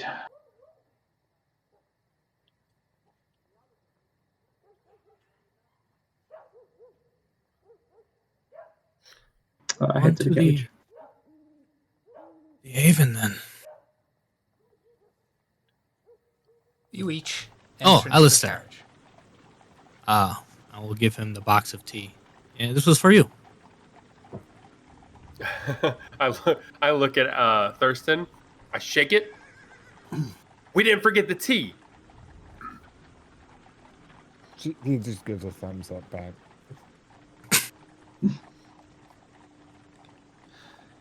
You each enter into the carriage. Serena gestures directly to Alistair and pats the seat next to hers. I look at everybody else. Thanks. I normally don't get to sit up here.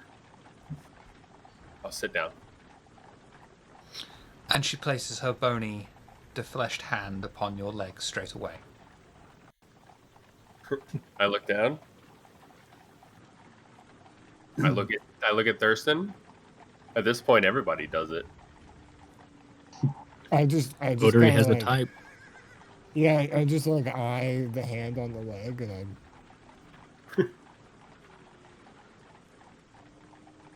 You could literally destroy that. Is there anything you wish to talk about in your carriage drive? No. I would ask some questions just to give her a general idea of what she's getting into. Not that Aldrich really understands, probably referring most of the information back to Sir Drake and Thurston. You'll find that I am quite learned in certain aspects of the occult. It's part of the reason I was chosen. And as she says the word chosen, her hand creeps up Alistair's leg. I'm just casually looking out the carriage, trying not to pay attention. She squeezes it. It? Your leg. Oh, okay. I'm certainly sure. I have to confirm. I'm certainly sure if your extensive occult knowledge is able to shed some answers for us, shed some light on our situation, that Alistair would be most pleased. I can see he's already quite pleased.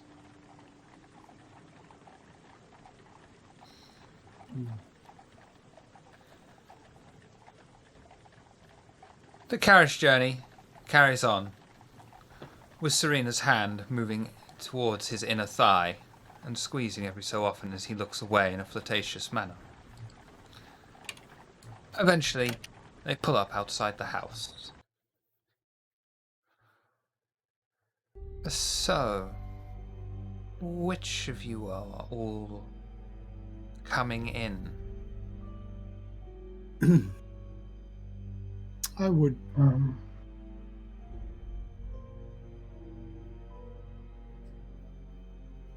you sure that is a good idea, Inspector? Seems precious few of us are untainted by whatever it is in there. So I want that number to The shrink. inspector would think for a moment.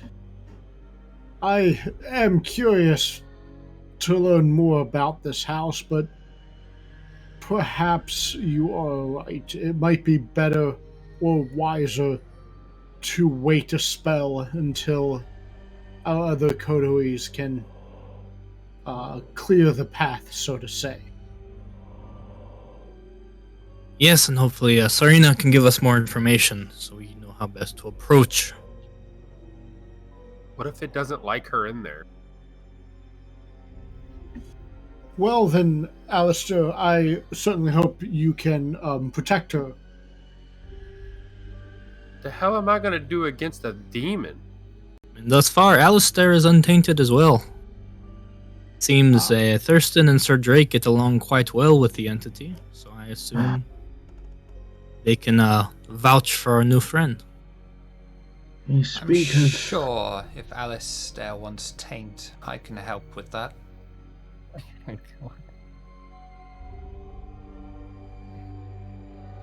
You speak of myself and the demon getting along. To quote the entity itself, you exaggerate. Damn it! I was gonna do that. I have just noticed you've been not sure withholding is the correct word, but you've been protective of your relationship with it. And out of respect, I have chosen not to pry further. I'm not So I some can only jealous- assume. Not some jealous schoolboy, Aldrich. If I'm keeping things from you, it's because I think I know you well enough now to know you probably would be more grateful staying out of it. I can agree, which is why I am still out of it, as you say. But Serena's my ticket in. Do hope you will be forthcoming with what we're dealing with. While I am wary of what we're dealing with, I think there is a way we can use it. I look at Serena. Just so you know, I don't live here. So where do you live? I just point in a general direction.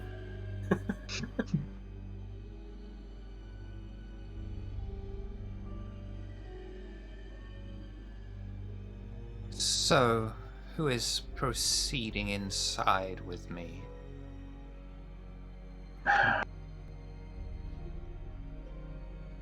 I can't I, let a lady of such stature go in unattended. Two rules. Say that? Oh, what'd Yeah. you say? Alistair? Do you do anything after you say that? No. Oh, no. I hold my arm out like Aldrich does with Evelyn. Serena quickly takes it. I mean, I'm not entirely sure the demon can actually do any more damage. But I sort of look at Alistair sideways. Why you look at me like that? Turn and lock eyes with Serena. If we're going in, two rules. You do as I say, when I say it, and you do not leave my side. Understood? So long as Alistair remains at your side. Not really into that. Very well. Well, we'll head in with her, I suppose.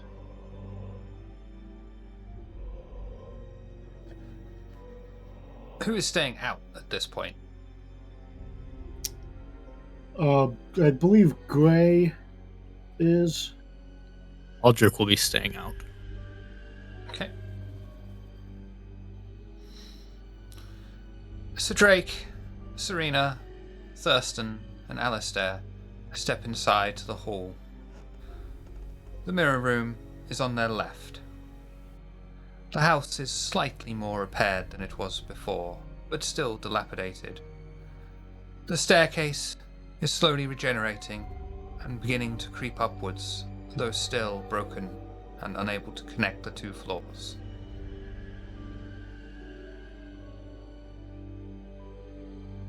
So, where is the commotion?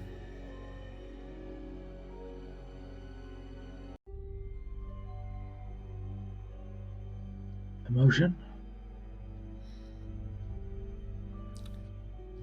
You said that there was an entity inside? He spoke to all of us at one point, right?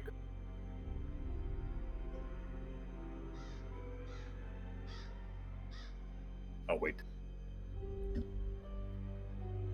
Drake does. Point to the mirror room. Do not go in there.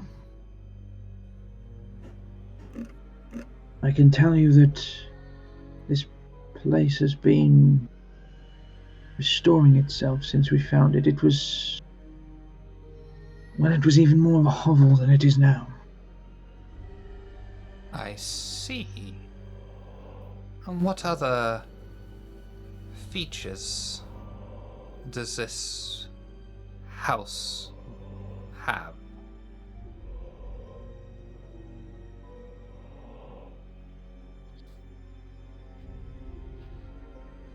one. Given your reaction of when we first told you of this place, I am hesitant.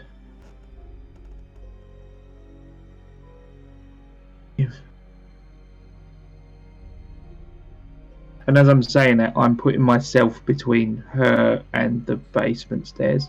So it's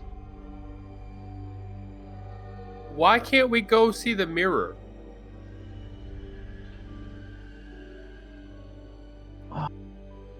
Tell me about this mirror. I'm unable to provide you with assistance if you don't become more forthright with me. Thank you, Alistair. I'm sorry, there wasn't I wasn't exactly. Yeah, that's my mirror anyways. there is an issue. Alistair, take your arm and stay behind me. I'll wait for him to do so. And then, I do it. I whisper in her ear, "Don't step in."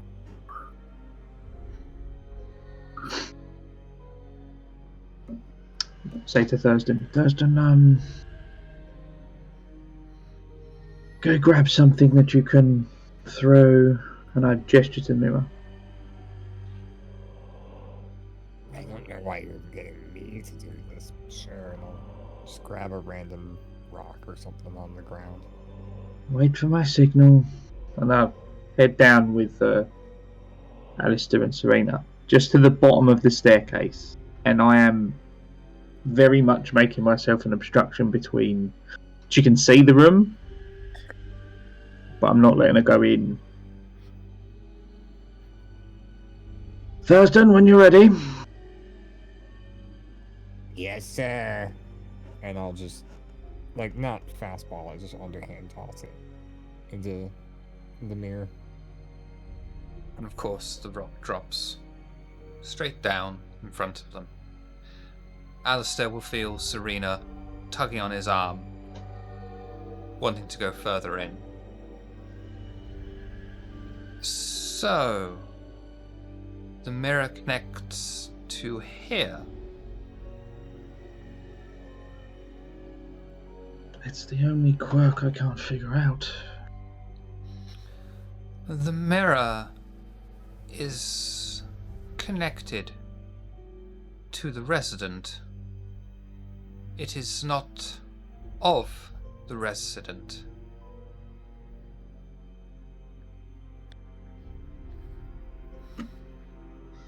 A voice from behind everybody on the staircase. Well, that would explain the figure that sometimes appears in the mirror, so to speak. The mirror itself will have been made by human hands, worshippers of this entity. It links one to the other, and traveling through a plane of existence, perhaps one created by the resident. What is that? As she gestures towards the covered painting. That's a sheet. What lies What? beneath this sheet? Whatever lies beneath, I have not looked at, and for good reason. Thurston, perhaps you would care to describe? Actually, I mean, while having looked at it, I think I'm still tied to it, but I'm pretty sure Alistair made me forget actually looking at it. So I don't remember what it looks like. I'm just still tied to it. I beg your pardon, Jake. I don't believe I remember what the painting looks like, having never quite looked at it myself. I think Eveline was the only one that really looked at it. She has. I can tell you that if you look at it, your compulsion to visit this place grows. I don't think it's a burden you want to carry, so please And bear that yet, in mind. you say you have not looked upon this painting. Are you not vexed by the compulsion to visit?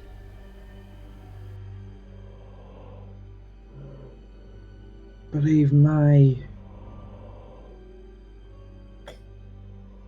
compulsion was obtained as... You ever read Faust? I am unfamiliar.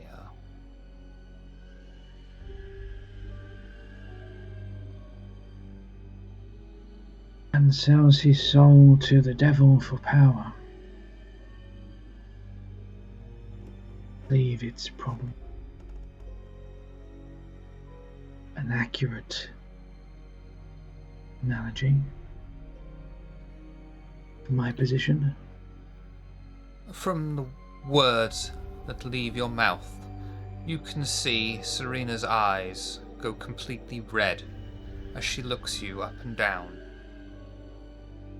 And then the blood leaves her eyeballs. But you are not soul-bound to this place, this painting.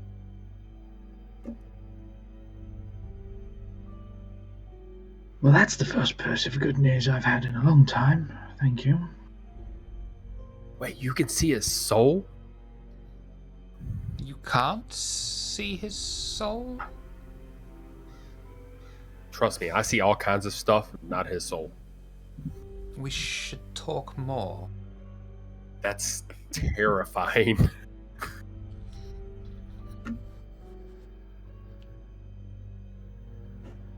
Your talents are quite unique in that aspect, Serena, and I appreciate the news.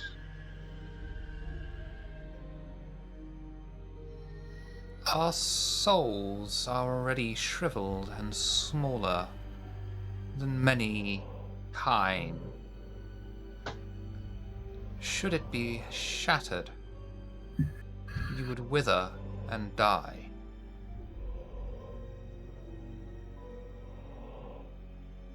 Show me this painting. Would I know that Thurston keeps coming back here at night to stay? I would. Probably, yeah. Are you sure? Because he looked at it and I tried to make him forget, but he still comes back here every night. You did what? Oh, yeah, you wouldn't leave, so I just made you forget. And it worked. You walked away. I kind of sad that I don't remember what it looks like now. I mean, at this point, you're already tied to it. Why don't you just look again? It's a good point. Well, hold on, though, because that was the first problem, is when you looked at it, you didn't stop looking. I am a huge fan of art. I look I'd at advise- Serena. Go Wait, ahead. if that happens, can you help him not look at it anymore?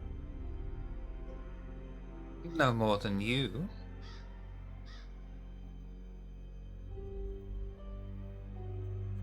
I can't believe I'm going to say yeah, let's do that first. You're more expendable than she is.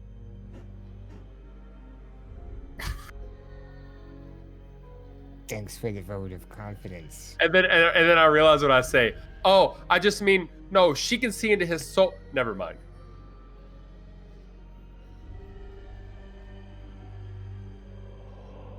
I I don't think you need to look at it, my dear. Its only function seems to be to,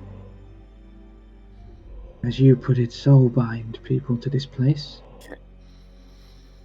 Well, there are two possibilities when dealing with the fallen. One of this power,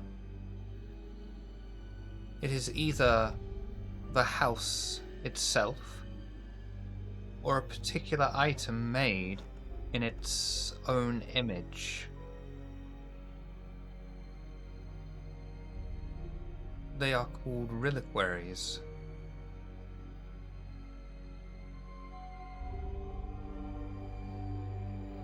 It would help me greatly to learn which this is.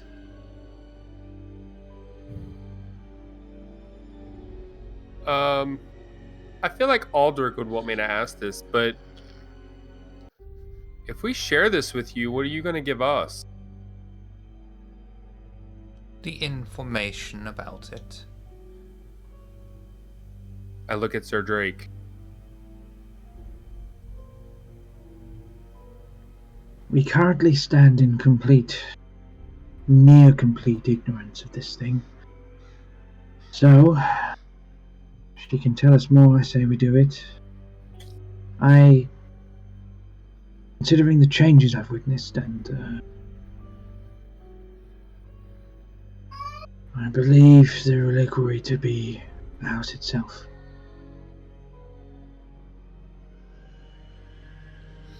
Show me this painting and I can confirm or deny for you. Hold on. You would. Where were you naked at? I don't want her to step there. I just like gesture all around the basement. Be careful, he was naked in here. If you're Oh, lucky it wasn't later, you that might be bad. too. I don't see why.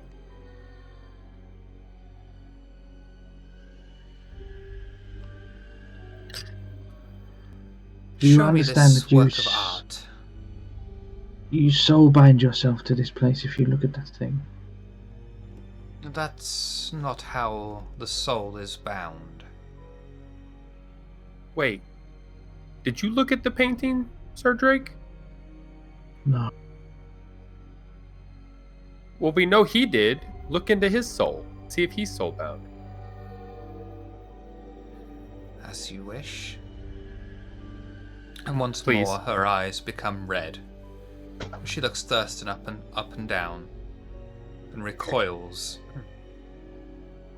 His soul is not bound nor shattered. Is he as ugly on the inside as he is on the outside? Worse, darling, worse. Oh. He scoffs in offense to that, but because I have it, would I recognize what she's using to be something like Sense the Beast, or is it something entirely different? Something entirely different. Yeah. Gotcha. Sounds like something Sam do you have. Well, just the way she's describing souls, it reminds me of that Malkavian I looked at that had diablerized somebody, and I saw the two different beasts inside of him. So I wasn't sure.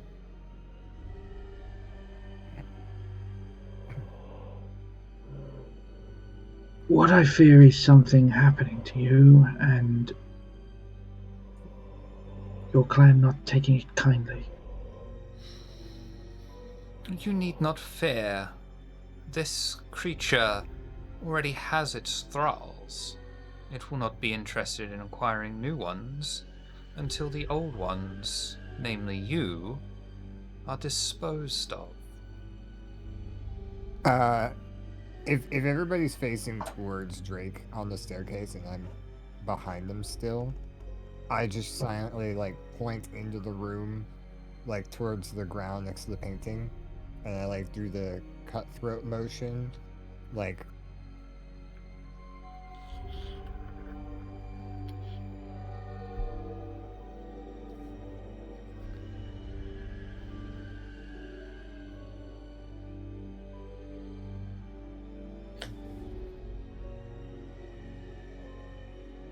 I'm loath to agree to this, but fine.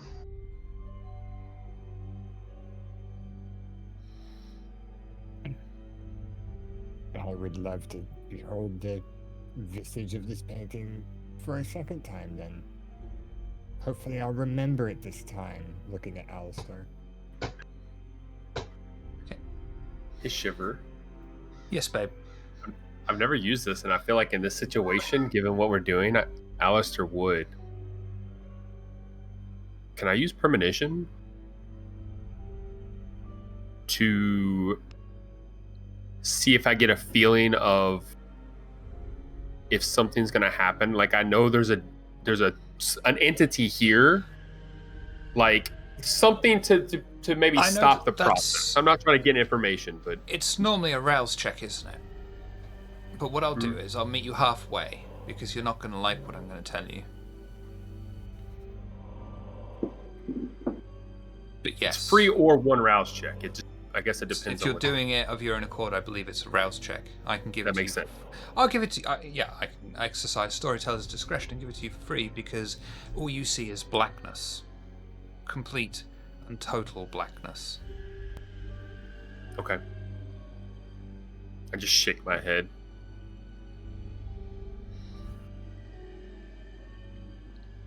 Thurston's gone off to go and look at the painting. Yeah.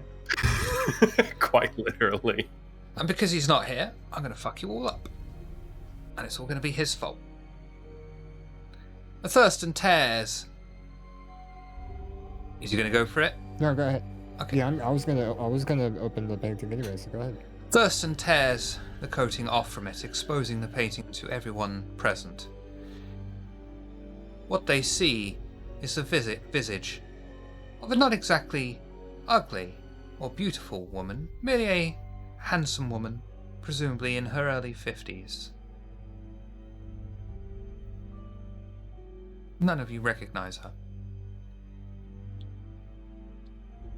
Can I look away? Yeah.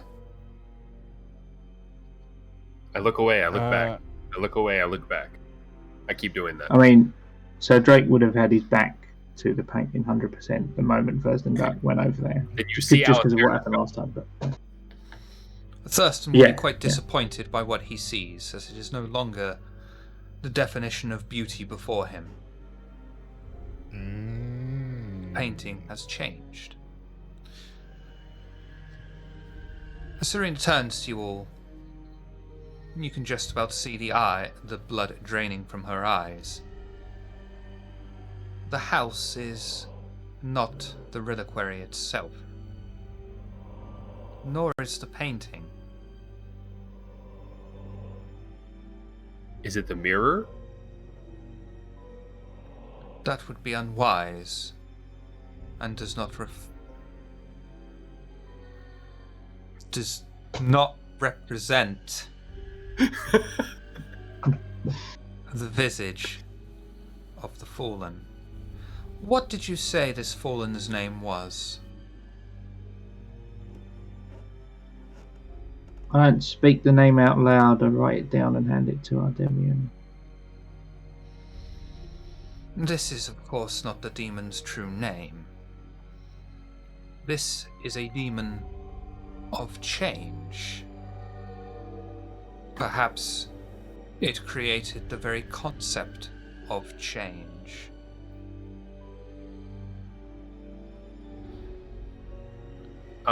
Where is the mirror at It's still compared to upstairs. where we are? I'll turn to her. So what if there was something in the mirror? Then it would be merely showing what is in the plane of existence between the mirror and here being the terminal point.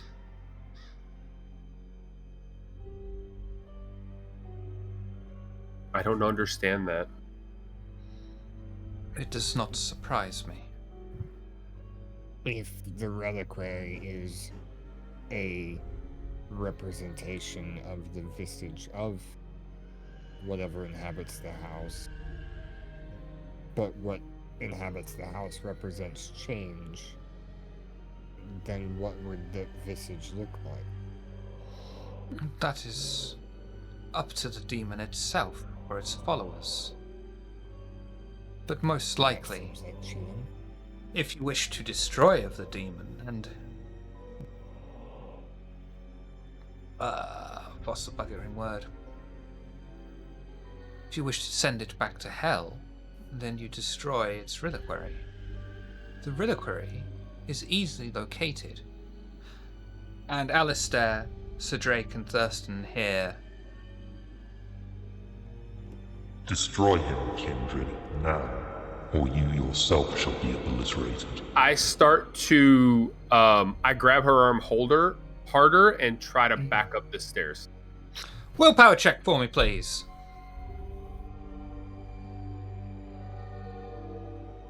You know why. Yep. 4. That's a success. This guy hates me, I'm sure. He can't nail me down. The voice said him, but I assume Because I couldn't have enough time to record that's her. No, that's fine. That's fine. I'm just double checking. Could have said them. Well, I'm just Bollocks. making sure it wants us to kill. I know. All of them, yeah. I'm It's just actually a making really good sure idea. That it's not asking us to kill Alistair or not what's her face. No, kill Gilly McGooface. Okay.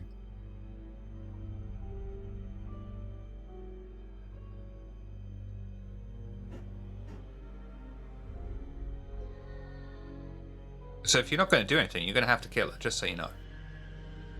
Yeah, I know. I mean, I'm backing up the stairs with her. I don't know if she's following me, but I'm tugging her. Like, it's obvious be- that I'm trying to get out of her. Yeah, she'll be slowly going up with you. She's into it. She can't resist your charm. I guess not sure what Sir Drake's doing, but I guess I'm slowly going for my ornate sword. Yeah? Sir Drake, I see him start to do it, and I place the hand on his hand as it goes for his heel. Are you trying to stop him? Yeah. This isn't Willpower something check we for me, can do with please. steel.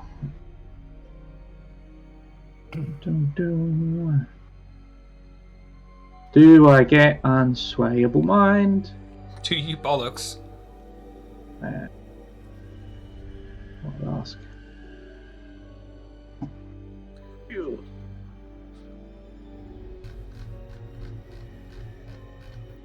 Wow. For you, that's a fail. Huh. Oh, wow.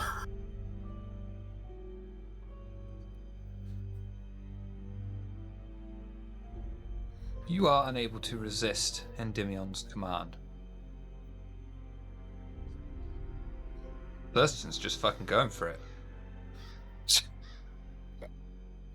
his resolve and intelligence is not his strong suit, and those feel like the two things that he'd be relying on in this instance. So, Well, resolve and composure is willpower. I mean, yeah, I just mean like in the mind games, the mind chess of do I die and not kill this person, or kill this person and not die?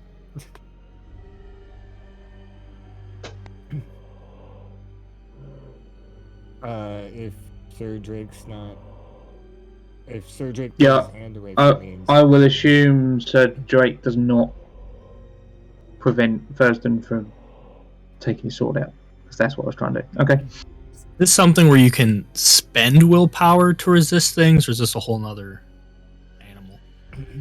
This is literally a whole other animal. This is kindred versus demons.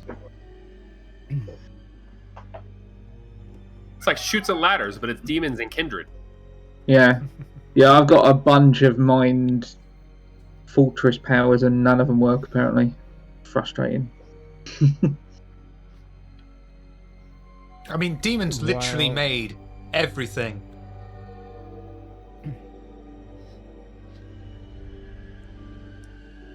And I don't know how far up the staircase they've gotten, but the sword comes out, and I advance, not quickly, but I advance on them. And Sir Drake?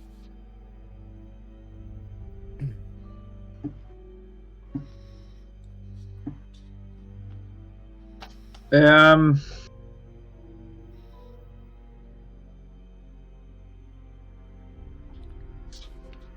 just going to try and bolt past them and out and just away, as far away from Serena as possible.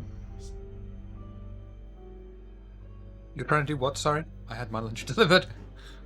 That's all right, no worries. I'm going to just literally bolt past them on the stairs and out and as far away from Serena as possible. Nope. If that's still something I can do. Nope. You have to try and kill her. Sorry, Dave. Should be apologizing to Alistair. You gave him a girlfriend, and we have to kill her. We don't know what she could do yet. That's fair. I know what I'm gonna do next, but I don't know. All right. I've got to try and kill her. I'm going to take out my gun and shoot. Ooh. I'm doing what he asked me to. Dexterity and firearms against Alistair's dexterity and athletics, please. Oh, fuck. Go in there. You want to put it on? Let me roll this real quick. Stay there. Dexterity and athletics, you said? Yes, please.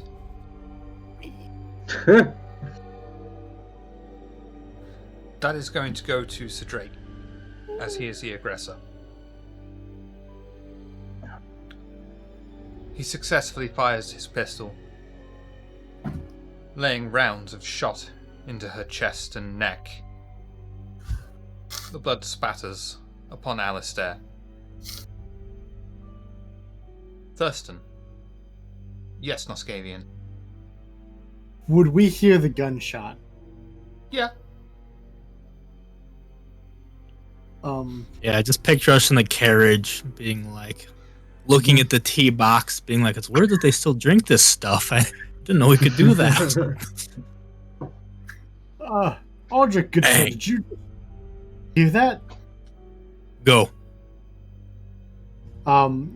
Inspector Gray would jump out of the carriage, and he would hurry to the house, looking for the source of the gunshot.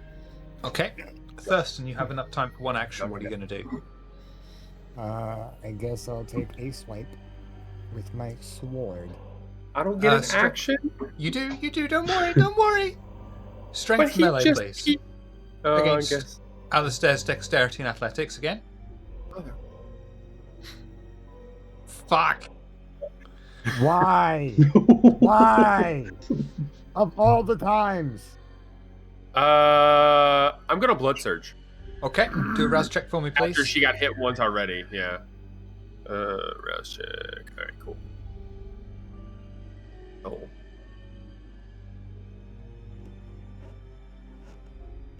Three.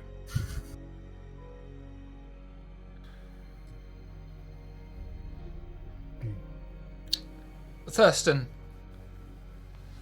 swings his sword down, attempting to decapitate the helpless Sandy in Alistair's arms. Alistair attempts to pull her out of the way. Unfortunately, he is unsuccessful. The sword comes bearing down upon her body, embedding itself in her shoulder blade. The beast within inside, Thurston screams for attention and pain, wanting to feast upon the subtle blood. He is able to restrain the beast and gain momentary control of himself, but he does, however, burn through his vitae, urging his willpower to keep the beast down. I'm still under my compulsion. Should I have had a negative modifier to that? Probably. Too late now? Yeah. Okay. Sorry about that. Alistair, You have enough time to do one action before Inspector Grey comes charging in on his Yeah, but white she's horse. dead now. So No, she's not quite dead. I will look at Sir Drake and say, "You fool!" and I will cast Demontation on him. I will blood search for this too. Okay, browse checkpoint, please. Gain a hunger. Oh bollocks! What? Show me demontation just for that. Composure and intelligence for him. Thank you. Do your demontation roll. Sir Drake, composure and intelligence, please. God, I'm re-rolling those. That hunger's, yeah, The 3, 2, 2. 4. excellent.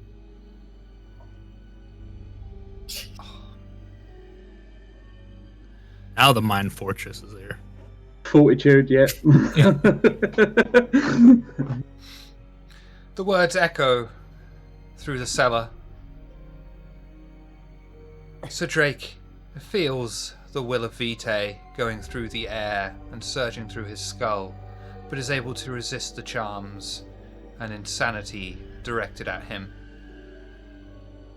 Inspector Grey comes charging in. Aldrich is going in with him. When he said go, he's right behind him. Oh, what is going on here? Give it a little bit while we go at each other's.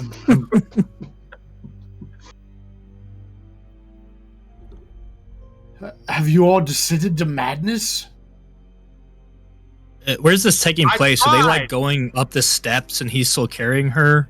Yeah, they're just Oh, about Thurston's coming up to the hacking top at of the her? steps, coming out of the cellar and along that long hallway. I mean, if there's words being exchanged, if there's anything other than immediate action, like if the inspector's trying to talk, Aldrich's pushing him out of the way and he's going to boot Thurston down the stairs if he can.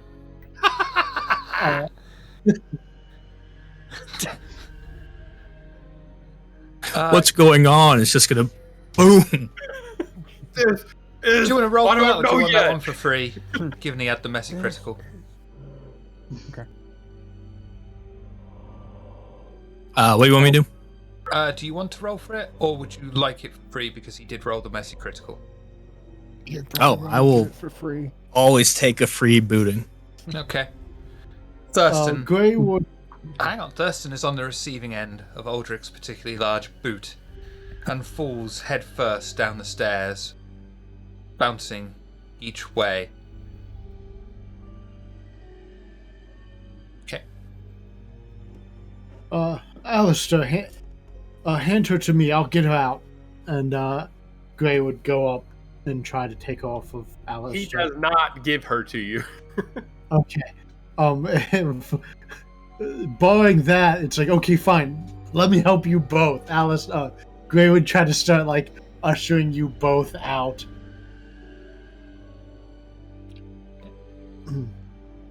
And then after you pass him, he would try to position himself between you and I suppose Thurston, who was the person he saw before he got kicked down.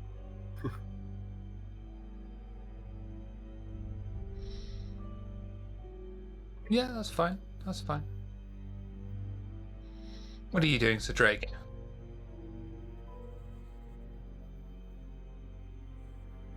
Is it still wanting me to kill her? Oh yeah. Drake's gonna take the revolver, put it to his own head. Enough! You let her go, and I'll bring you more like the last one. If you force my hand here... Bargaining posture is highly dubious, but very well. I will grant you this land, Oh, bollocks! this I've got the house, rest of it in there as well. to do with as you please. Yeah. What was the You gist feel- of that, sorry? I don't know what you meant to cut off and what you Your didn't. bargaining posture is highly dubious, but very well. And do I feel any that weight lift? I suppose there's like a... You yeah. feel the weight of the demon's command come away from you, no longer wishing to do harm upon Serena, as her Take the body is hammer off the dragged out, revolver. leaving a bloody streak along the floor. Thurston's voice comes up from the basement.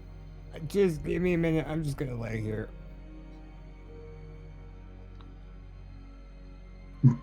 I kneel down and literally with one arm just hold him up, like. Okay. I don't wish to stay here, and neither do you.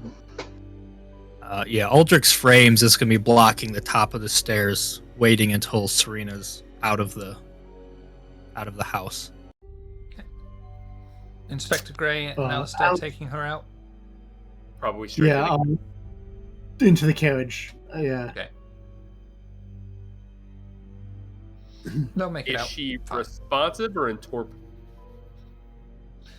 She is bloody hurt. Like, literally bloody hurt. But she is not in torpor. Yeah, she took the sword to like the shoulder. That's how I read it. Like it came down. So My question is, if I say something to her, will she be able to respond? She might. I would ask her, do you need any blood? She just shakes her head. He shakes it this way or this way? No, she shakes it. Not nod, she shake. Although a shake is as good as a wink. A shake is as good as a nod to a blind cow. Very true. Yeah. No. Once I hear the front door open and they exit, Aldrich just staring down the steps, waiting to see if anyone down there is going to try to come up and do anything. Once they're outside, he's going to head outside as well. As you head to the door, Aldrich, it slams shut on you. And you hear the words, You belong to me now.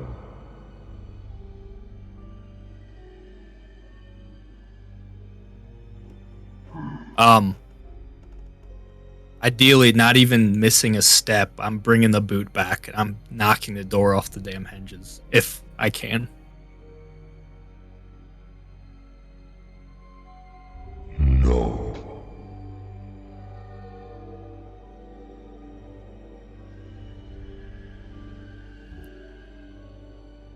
Do you ever know or the demon know? I'm kicking the door unless I'm mentally that- unable to do so. that's his response to you kicking the door. Oh, okay.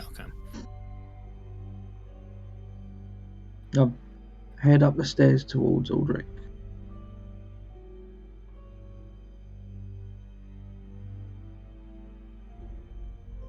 Now you know why I didn't want her in here.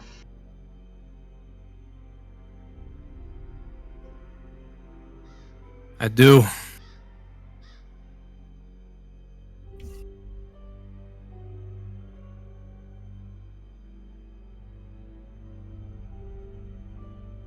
Just waiting. Said no. He said it belongs to me. What's next then?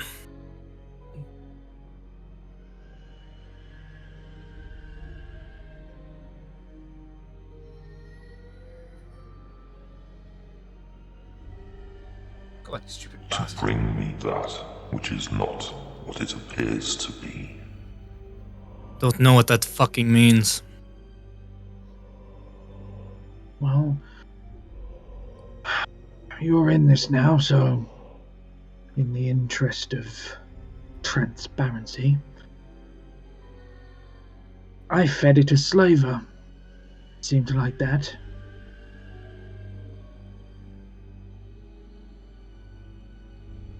I've no hesitance about doing so, as long as it lets her go.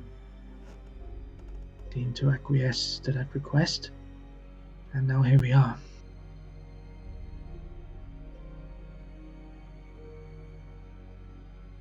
Here we are.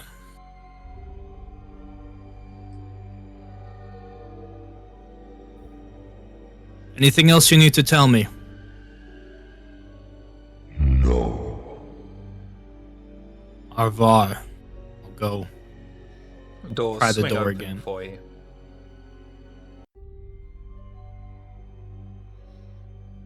Did we see the door Archkin. close? Like, did we see from the carriage, see Aldrich coming out and the doors close? Yeah. Okay, so we can kind of deduce what happened. I'm gonna step out, but just before I leave, I kind of glance up.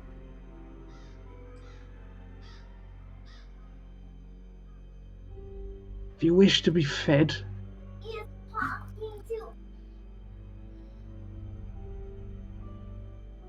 it would serve your interests not to hamper mine.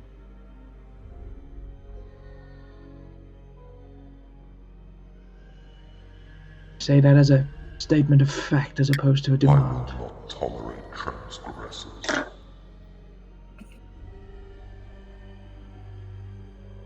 Well, like I said, if you want to be fed, you'll tolerate that one. And I leave.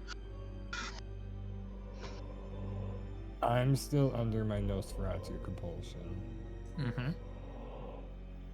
I'm going to do something really stupid. Mm-hmm. Because I just thought about something. The incomplete staircase that goes upstairs. How wide is the gap in the stairs? Could I soaring leap over it? What's your... Is it potency for soaring leap? Yeah, it's like 3 meters for every dot you have in potence. And And I what's your have potency 1 dot level? in potence. So I can jump 3 meters. Oh, I think that's slightly too short. Slightly. Okay, well, nothing dumb tonight then. I was gonna go explore the upstairs by myself, but now I can't. So I guess I'll go and leave and join the coterie. And as you leave, Thurston, Perhaps I misjudged you. Proceed on your way to oblivion. You know, a lot of people are starting to say that to me, and I don't know if I should take it good or bad. But yeah, and I walk out. heading into the carriage. Yeah. I think I'd feel uncomfortable being in the same carriage as them, having just done so much damage to her. So wherever they're heading, I'm going there using my own route. Is Sir Drake in the carriage? Thurston's gonna be taking a carriage ride. Aldrich has not gotten in the carriage and he's waiting outside. Are you getting in the carriage? Aldrich is waiting to confront Thurston as Thurston exits the building. Oh, let me just get this out of the way real quick. As soon as Sir Drake comes in the carriage, Alistair just stares at you the whole time and doesn't say a thing. Even if you respond to him, he just stares at you. With Serena's head on your lap and her clawing at you. She's still frisky while she's... Damn. I mean, that's kind of their thing, though, right? Definitely. Yeah, I guess I head out of the house and I start heading to the closest sewer lid until Aldrich does whatever he does. Yeah, I mean, as soon as you step out, Thurston's just standing there staring like a parent coming to pick you up from school after you got in trouble. If you do anything but walk right up to him, you know, Thurston, Yes. come here, taking a ride. I do not think that the lady in there deserves to have me ride in the same carriage as her after what I just did. All the more reason why we need to ride in the same carriage together. So explain what just happened. Okie doke. And I get in the carriage. I sit in probably the seat farthest away from Alistair and Serena, and I'm just sitting there looking out the window, and I'm doing that same frustrated fidget that I was doing at the beginning of the night.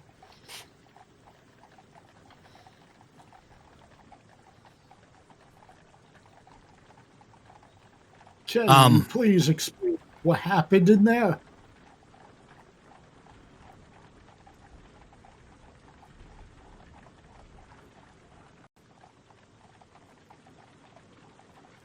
So Drake just glares at Gray a second. I mean, my God, man, look at this woman. And Gray would point Serena in Alistair's lap, bloody, holding on to him. Bit I'm frisky going to with give it. you each the Nice. benefit of the doubt and assume it was not your decision. Yeah, of all the nights my swordsmanship training decided to kick back in, it was tonight. Well, Serena, what did you discover? Obviously, we apologize for what seems whatever was in there wanted you dead. Obviously, we, as a group, did not want you dead. But hopefully you have some understanding of what we're dealing with now, and why we need your help dealing with it. She will be able to just about mutter the words Gangrel knows, and temporarily removes her paws from Alistair and points at Sir Drake, and then puts them straight back on Alistair. Look towards the gangrel. At this point, I'll speak up. If you mustered up enough willpower to put the gun to your head, you could have done it before you shot her. That's why I don't think you're sorry. Consider if my blade were in my hand and not my gun, neither of you would be in this carriage right now. Consider that my apology.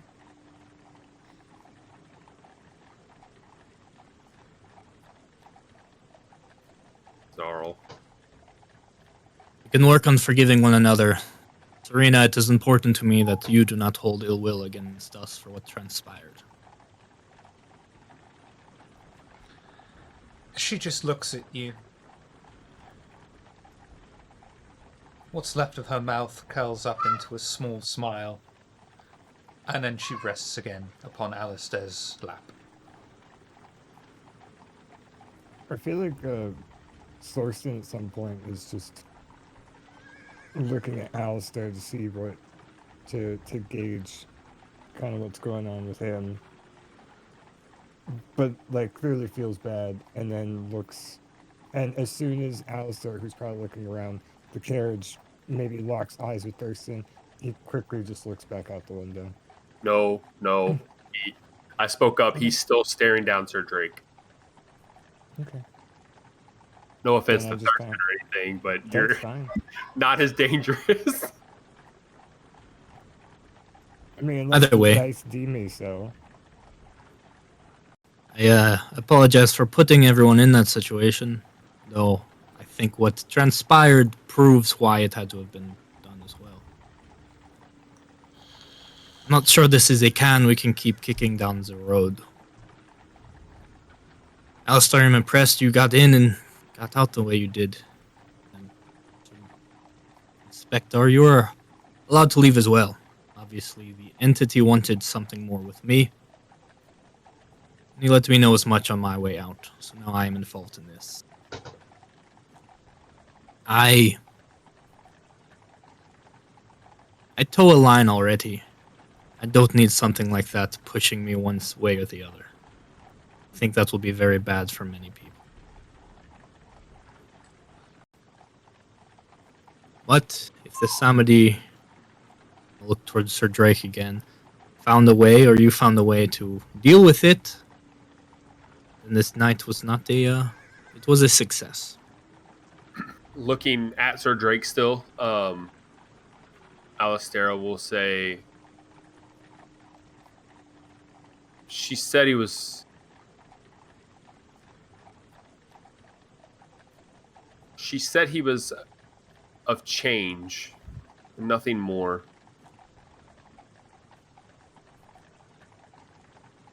Change can be a very scary thing. Also, she mentioned, and I point while I'm looking at him, his soul isn't bound. She grimaced when she looked at Thurston. I don't think it's for what she saw on the inside, though. That's what scares me. And what is important then, Dustin and Sir Drake, is this something you want to be rid of this? I understand there are benefits to it, but you two know better than anyone the drawbacks. The drawback seems it just wants us to kill anyone who we try to bring in as an ally. That does not seem like a good partnership to me. I think he specifically wanted her out of the picture because she was figuring him out too quickly. Ah, You exaggerate. Thurston rolls his eyes and looks back out the window. Thurston, Sir Drake, and Aldrich will have heard that. terrific.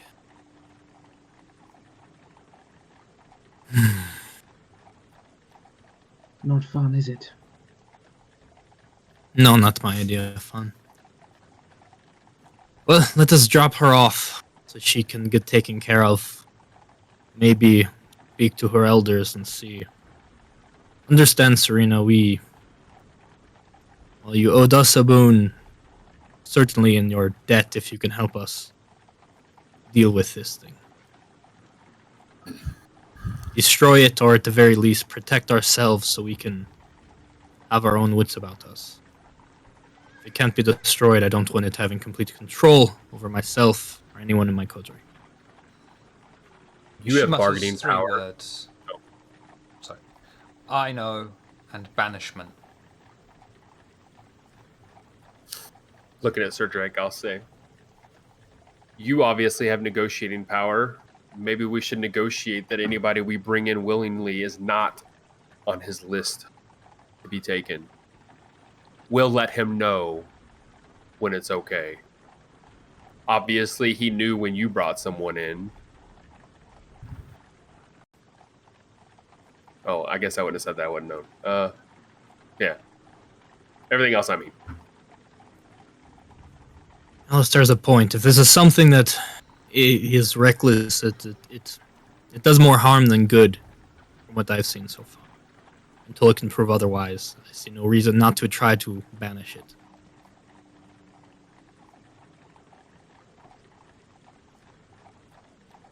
Yeah. We learned I've one seen- interesting thing. Oh? Go ahead, Thurston. I was just gonna say,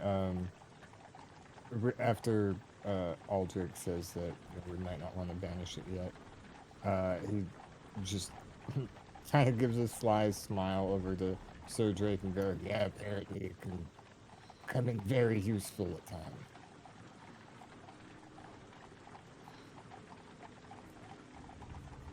We did learn one interesting thing this evening.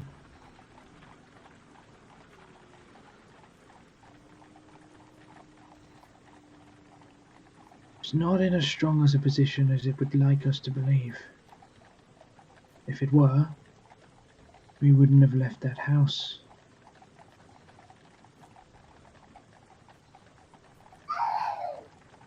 It's a good observation. It needs Or at the us. very least, it thinks it has more use for us.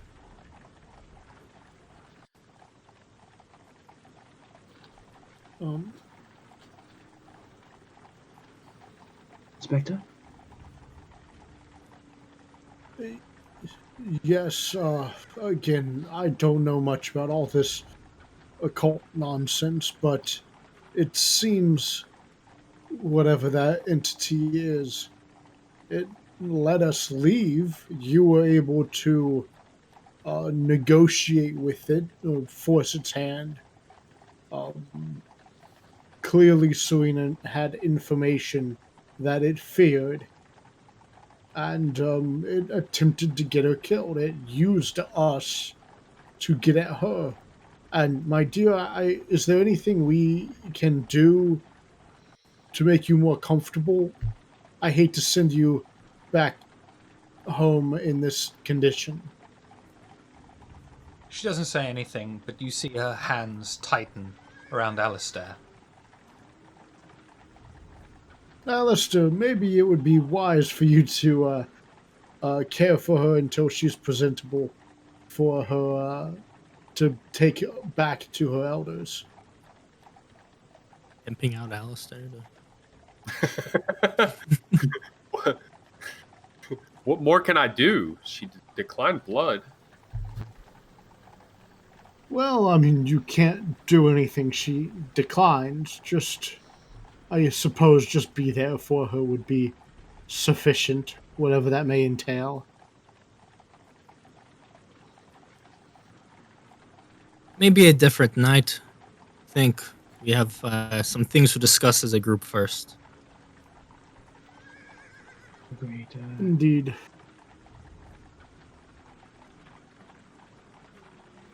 Aldrich will go quiet until we drop her off. It'd be fair to say that the horse and carriage ride goes without further incident. She dreamily looks up at Alistair as he throws her out of the carriage outside the sandy docks. Do I do that really?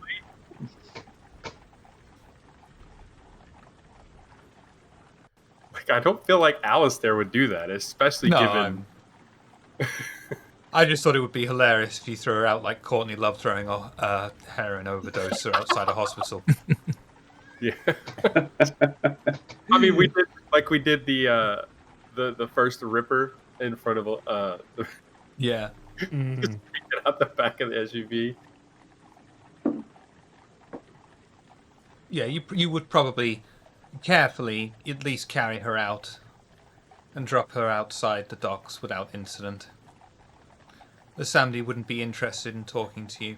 They would merely take her in and usher you out to leave as soon as possible, so that they may treat her. I'm gonna ask the carriage driver to, I guess go to the places. Do I have 2 thin blood places? One that should be reorganized by now, hopefully. The steam room in the... is that the West End?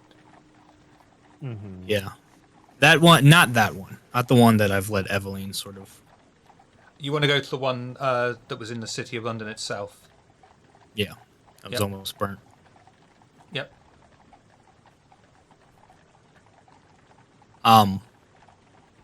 Assuming it's in a somewhat normal state, or at least the furniture has been brought back in.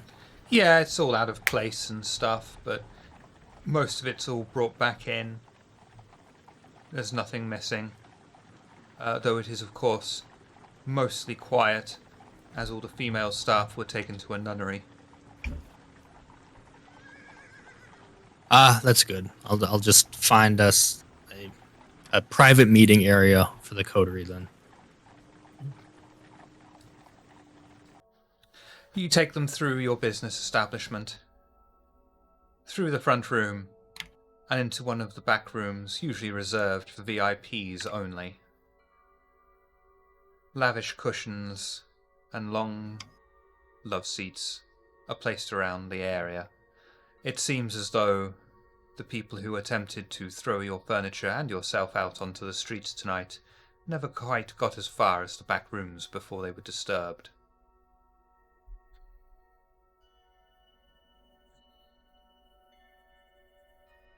Right. He'll sort of take the wig off. Get comfortable a little bit. You would just be here, like Alistair's gonna be like. Just Very shocked. obviously a wig. What? I know, but still. No, he's saying that, yeah. Oh, yeah. Apparently Aldrich is suddenly Australian.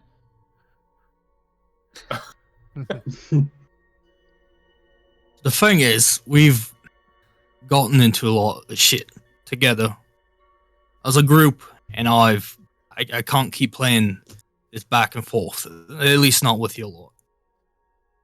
I've been doing some pretty reckless things that might reflect poorly, or at least get the lot of you in trouble or in a bit of danger. And it's not fair for me to do that without you knowing really what's going on. And it seems that it kind of is going vice versa now with this demon bullshit and whatnot. So, my shit with the church and the way I mouthed off to the Tremere and Valerius, we've got a lot of people that might want to do something about us. And that's fine. Aldrich can take that fall. He's got a big old fucking target on him, and it's fine. It's either going to work out great for the poor bastard, or Aldrich disappears, and I'll still be kicking. I don't make all these decisions if it was really me on the line, you see. I am a businessman. Let's be straight about that. If any of you heard of the medicine men, up and coming gentlemen of ill repute, depending on who you talk to, that's me. Those are my lads. Obviously, the Ventru, you know how they are. You know how we are. They like the hierarchies. They like the prim and proper and this and that. It's not me. It's not who I was. I knew if I came in as myself, presented in Elysium and all that, I want to get the time of day. So that's where Aldrich comes into play. He appears how they want him to appear, how they want Ventru to act and whatnot, and there you go. My way to maneuver with the Camarilla high and tights. During this entire monologue or whatever, as he's talking, Thurston went from frustrated, hunched over posture, sitting in whatever he's sitting in, to slowly leaning back, arm over the back of the chair, legs crossed, oh, so this is how it's going to be. Right. And that is a bit of why I had to be a dick to some of you, Thurston, Alistair, and whatnot. Yeah, there's a hierarchy in place.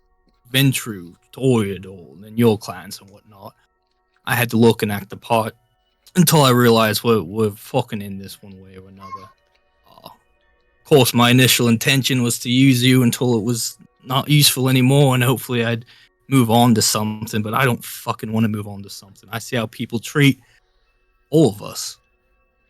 And I realize if I'm going to get anywhere, if we're going to get anywhere, it's together. So, here you are. Is me. Aldrich is my actual name. Sawbones is what the lads call me. Mother was French. I'm not from France, obviously. She was a working woman, and I'll glance to the inspector, which is why I don't like treating them as such. I get closer to Thurston and closer while he's talking, till I'm right here in your face. Thurston's face? Yeah. Okay. As soon as you get right next to my face, I just look over at you. Did you see this one coming? No. That's why I'm checking to make sure you say who you are. And I poke you. It's wet and slimy. And gross. Alistair,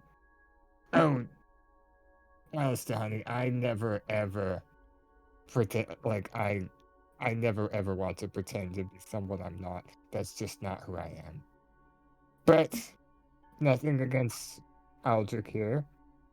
I'll give him one thing. He plays the part pretty damn exceptionally. So, though you kept this little secret to us, I'm more impressed than I am frustrated by it. It's like I said, love. It wasn't to necessarily pull one over on any of you. It was strategic. So, Drake.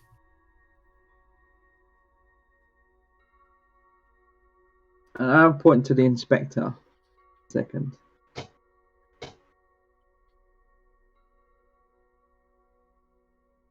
Fantastic powers of deduction there, my friend.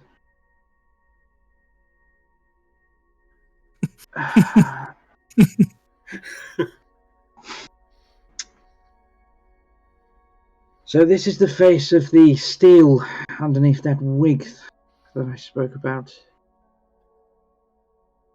Right.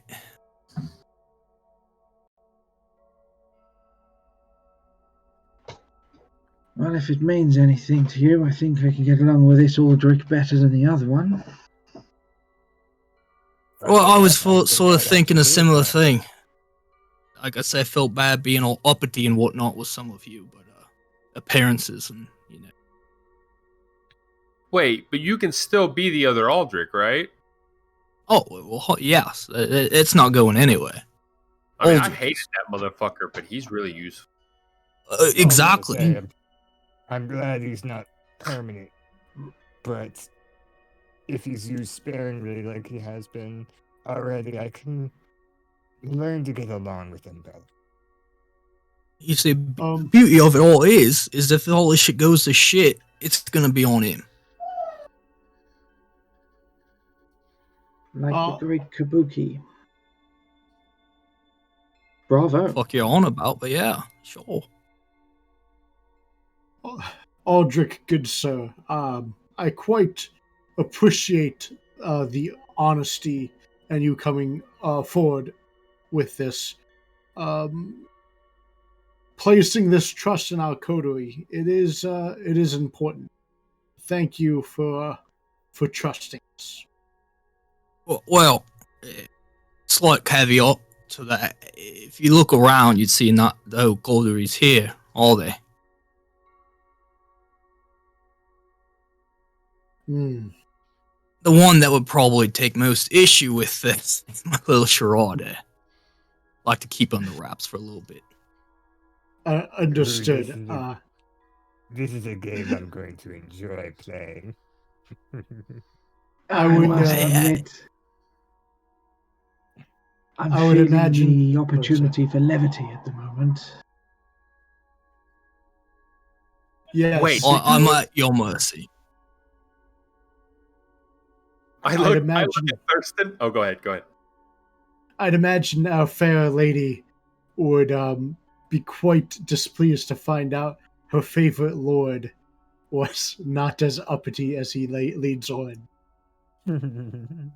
Right, until we find a way to figure out how to really plug our ears, we'll just keep it quiet for now.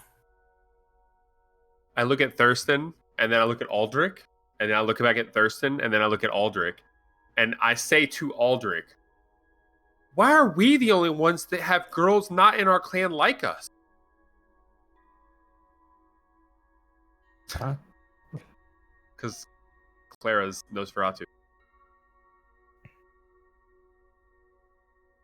So, that's that. And like I said, this is mostly, the Camarilla weren't that hard to figure out. I wasn't embracing the traditional way. I was sort of turned and dumped.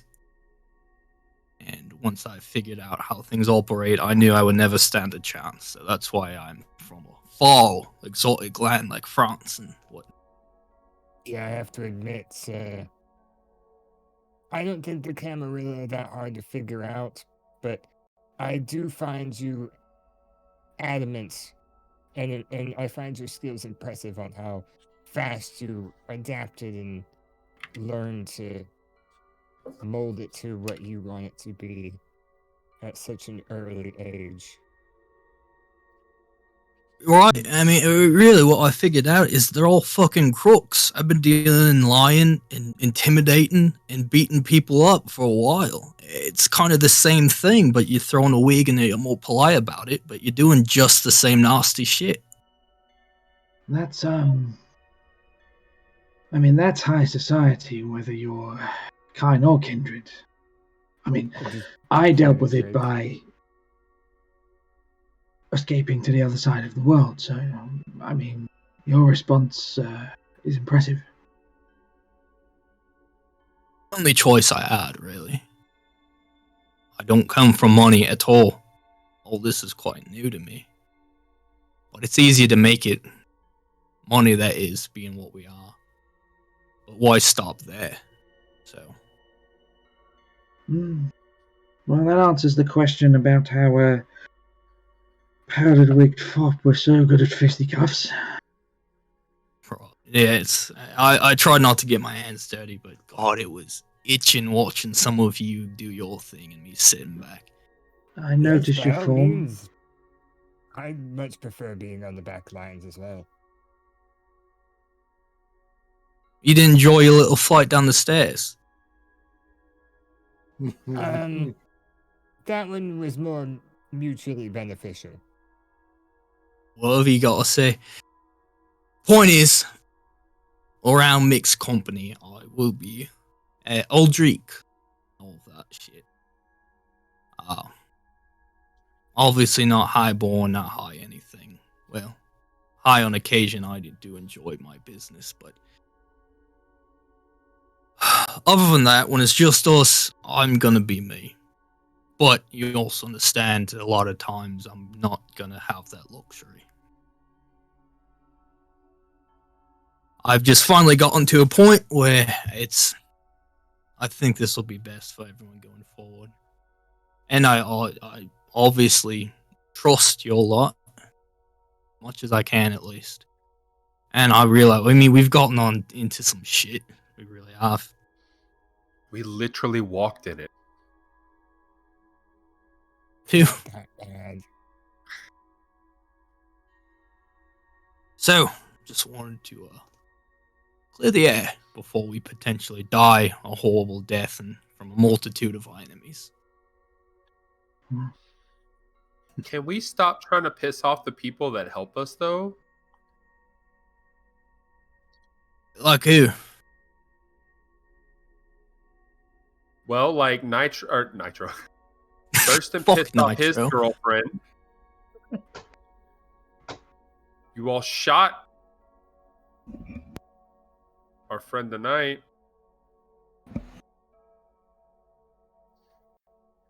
I suppose it could be. Go ahead. It seemed she was, despite the grievous wounds, enjoying herself. Really weird, but aren't they into that, though? Death? Perhaps, I believe so. I'm certain you'll have opportunities to learn more.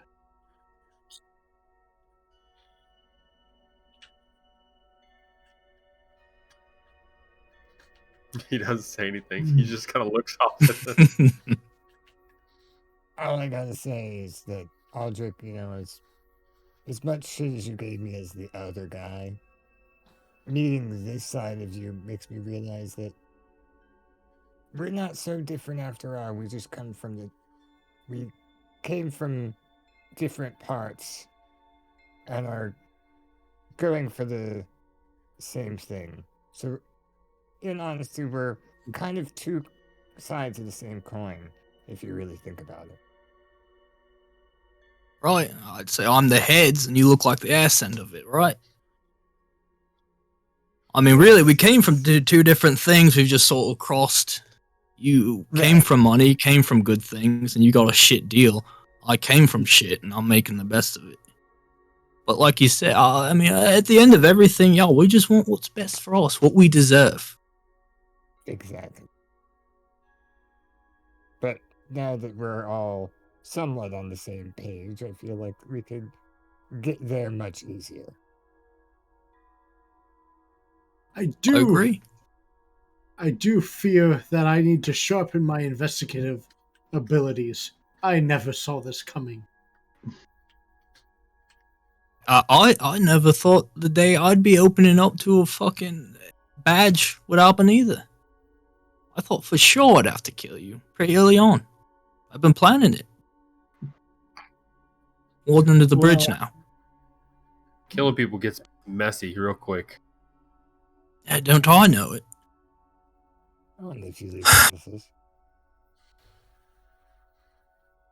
Earlier, I wasn't joking about the church stuff. I stuck my fucking thumb in the priest's eye, popped it right in. You pissed off the church? That's incredible. Right. We've got the church, and we've got all sides of this great heavenly whatever is pissed at us one way or another. Well, I'd have to say I'd rather throw my lot in with the demon than the church. It sounds as though you certainly gave him a new perspective, but I imagine it will not take it fondly. No, it won't.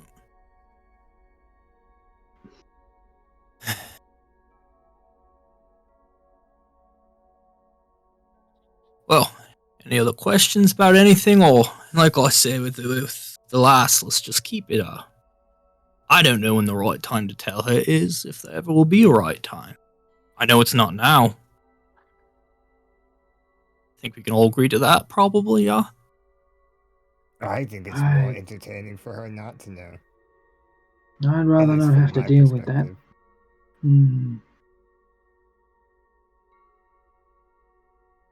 Right, I walked into a house knowing a demon would try to get at me. I hesitated less with that than I do telling Eveline that I've been tricking her. I'm more than happy for you to continue the charade in front of Eveline. If only because if you're not the most titled person here, that means it's me, and I don't want to escort him everywhere we go. Ew, consider it my cross to bear. Can you convince her to be less of a bitch? No. I can convince a lot of people of a lot of things, not that. It's just really not helpful. Like, you're No, a dick, honestly, she brings out the worst in me. I half the shit I said as Aldrich I didn't want to say, and I just found myself riffing off of her. Makes it very easy to talk down to people, she does. She's entitled. One day I think we could put her into the see things our way, but until then. Yeah, this is a proper introduction, and again, sorry for being how I had to be. I hope you all can understand and find it in your hearts to forgive me. Do we still have to get another carriage, though? No, I mean, if you want, I am fucking rich. Ow. Yeah, you just originally said you didn't want us to be in the same carriage. Again, I had to really lean into it, you understand? Well, yeah, but if you're going to play the part... Maybe. Although, if Serena and Clara join us more often, we may need an additional carriage just for all of us. Why would they join us more often? Thurston shoots a death glare at the well, I can look into getting a couple's carriage or something, you know. Yes, we wouldn't need it all the time. To Aldrich. It's not a carriage we would need all the time, just when we're all going out as a group and the couples need some privacy. Well, I'll take that into consideration. If Aldrich's revelation this evening has taught us anything, this brave new world we find ourselves in, Aldrich, between you and the fops that I grew up with, I know who's going to survive it. So, well done. Only proper blokes like us are the ones to inherit the earth. We've just had a few minor bumps standing in our way.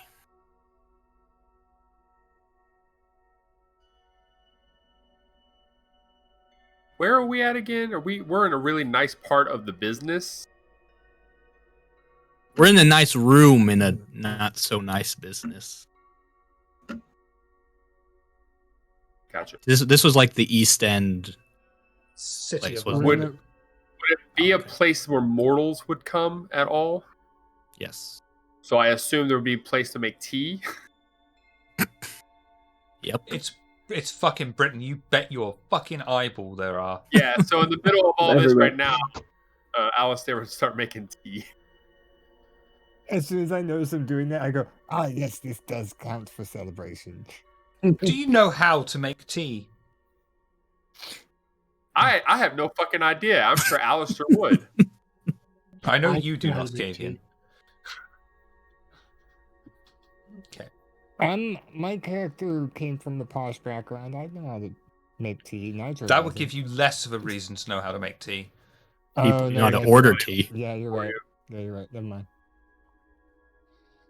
Which Oh, taps the great. Earl Grey? Yeah, I'm just looking at Alistair like, so are you going to do this or? I've never mean, done he's this for doing it, he's myself before. He's got a bachelor pad, and he can still eat food. Like, yeah. In fairness, He's I not- don't think you can call that a bachelor pad anymore. Well, I mean, I did give it a point for that. So Yeah, Can't I took wait full for advantage of that, didn't I? Serena to come over. Anything else you wish to discuss before you retire to your respective havens for the night? Okay. Respective haven. Aldrich, willpower check for me, please. I don't even think I could make it if it's like 5 for.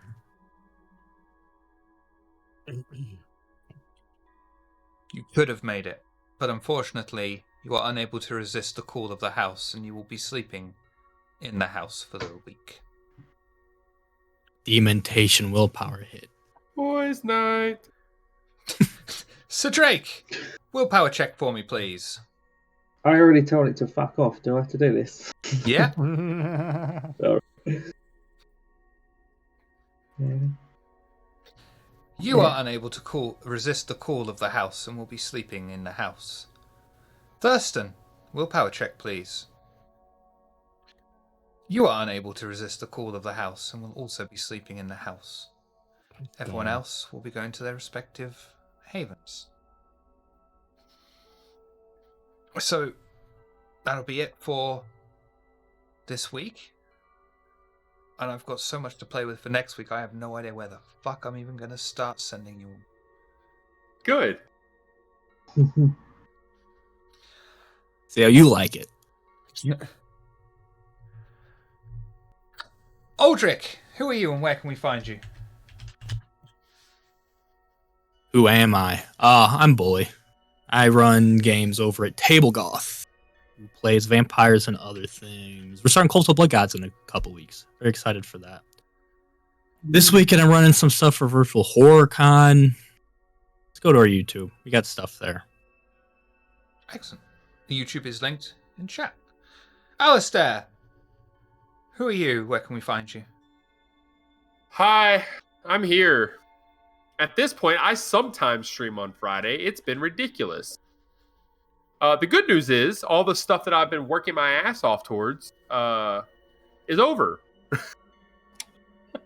I got an email in the middle of this that all of our corporation stuff is ready to be filed in Delaware, so I no longer have to deal with that shit anymore. So I can start streaming again. No more bull crap. Fuck that game still, by the way. You're so near the end as well. PTSD. God. I know. I need to finish it. I may, instead of beholden to Fridays, I may just be like Friday, Saturday, and Sunday. If I feel like streaming, I will. Fair enough. Inspector Gray, who are you and where can we find you? I am Nascavian. I can be found here and in Discord. Okay, that was short and sweet. What about your OnlyFans? I don't have an OnlyFans. Hashtag If bear. you join, yeah, you have to join the Discord, and in the Discord we have an exclusive link to his OnlyFans. Oh, come on, guys. Um, One of these days, I'm gonna make it, and you guys are gonna be like, "Wow." Miss Hans keeps saying the same thing, but it hasn't worked yet. Yeah. Inspector Gray, I'm looking right at you. So Drake, who are you and where can we find you? Mark, you can find me over at the Blue Lake Club where I am the DM. I'm assuming it's going up in the chat now, the link. We've got Nitro on as a guest currently. We run every Friday, links in the chat, about 10:30 UTC. And Nitro's a guest at the moment. We're having Shiv on as a guest soon. And we've got a very special guest coming on soon for a game that I will be announcing probably next week. We'll also do wrestling streams on a Sunday. This Sunday is the Elimination Chamber pay-per-view, so we're doing a watch-along for that. So if you're watching that and you're watching that along on your own maybe and you want some company, just come join us, hang out in the chat, listen to me talk shit. You need to ask a certain someone to record the demon voice. Sunday, and then that way you can just play it. Yeah, that's a great idea. And then we can just play it in the chat. Good idea. Does having Nitro on affect how the game runs because he's got no legs? Whee. It rolls along quite smoothly, actually, Shiv. That's a good save. Yeah. Natural 20. Thurston, who are you and where can we I'm find you, you here. crippled bastard? Let me see. No, you can find me here. You can find me on Twitter. Pretty much anywhere at Nitro Type at. I'm currently doing to the Bullet Club what Mark did for us, which is guest every week unless he can't. and I'm quite enjoying it as I know he much enjoyed guesting for us and still playing with us. But yeah, I guess over there, having lots of fun. So come check it out. Excellent. We have a potential date of Sunday, March 14th for the next Star Trek game, which means I need to write that shit. We'll be back next week for more London by Gaslight. This weekend, if there's no Bloodlines, we'll stream Phasmophobia or something. I need to get... I was going to ask people in the Discord if anyone wanted to play Among Us as well, and we'll see where we go from there. We can't go until Aldrich says the line.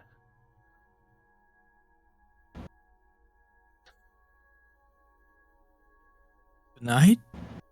Good line. Have a good night. Close enough. We'll go raiding on Vancouver by night. Thank you all for coming. That's fantastic. So confused, like I'm gonna leave it.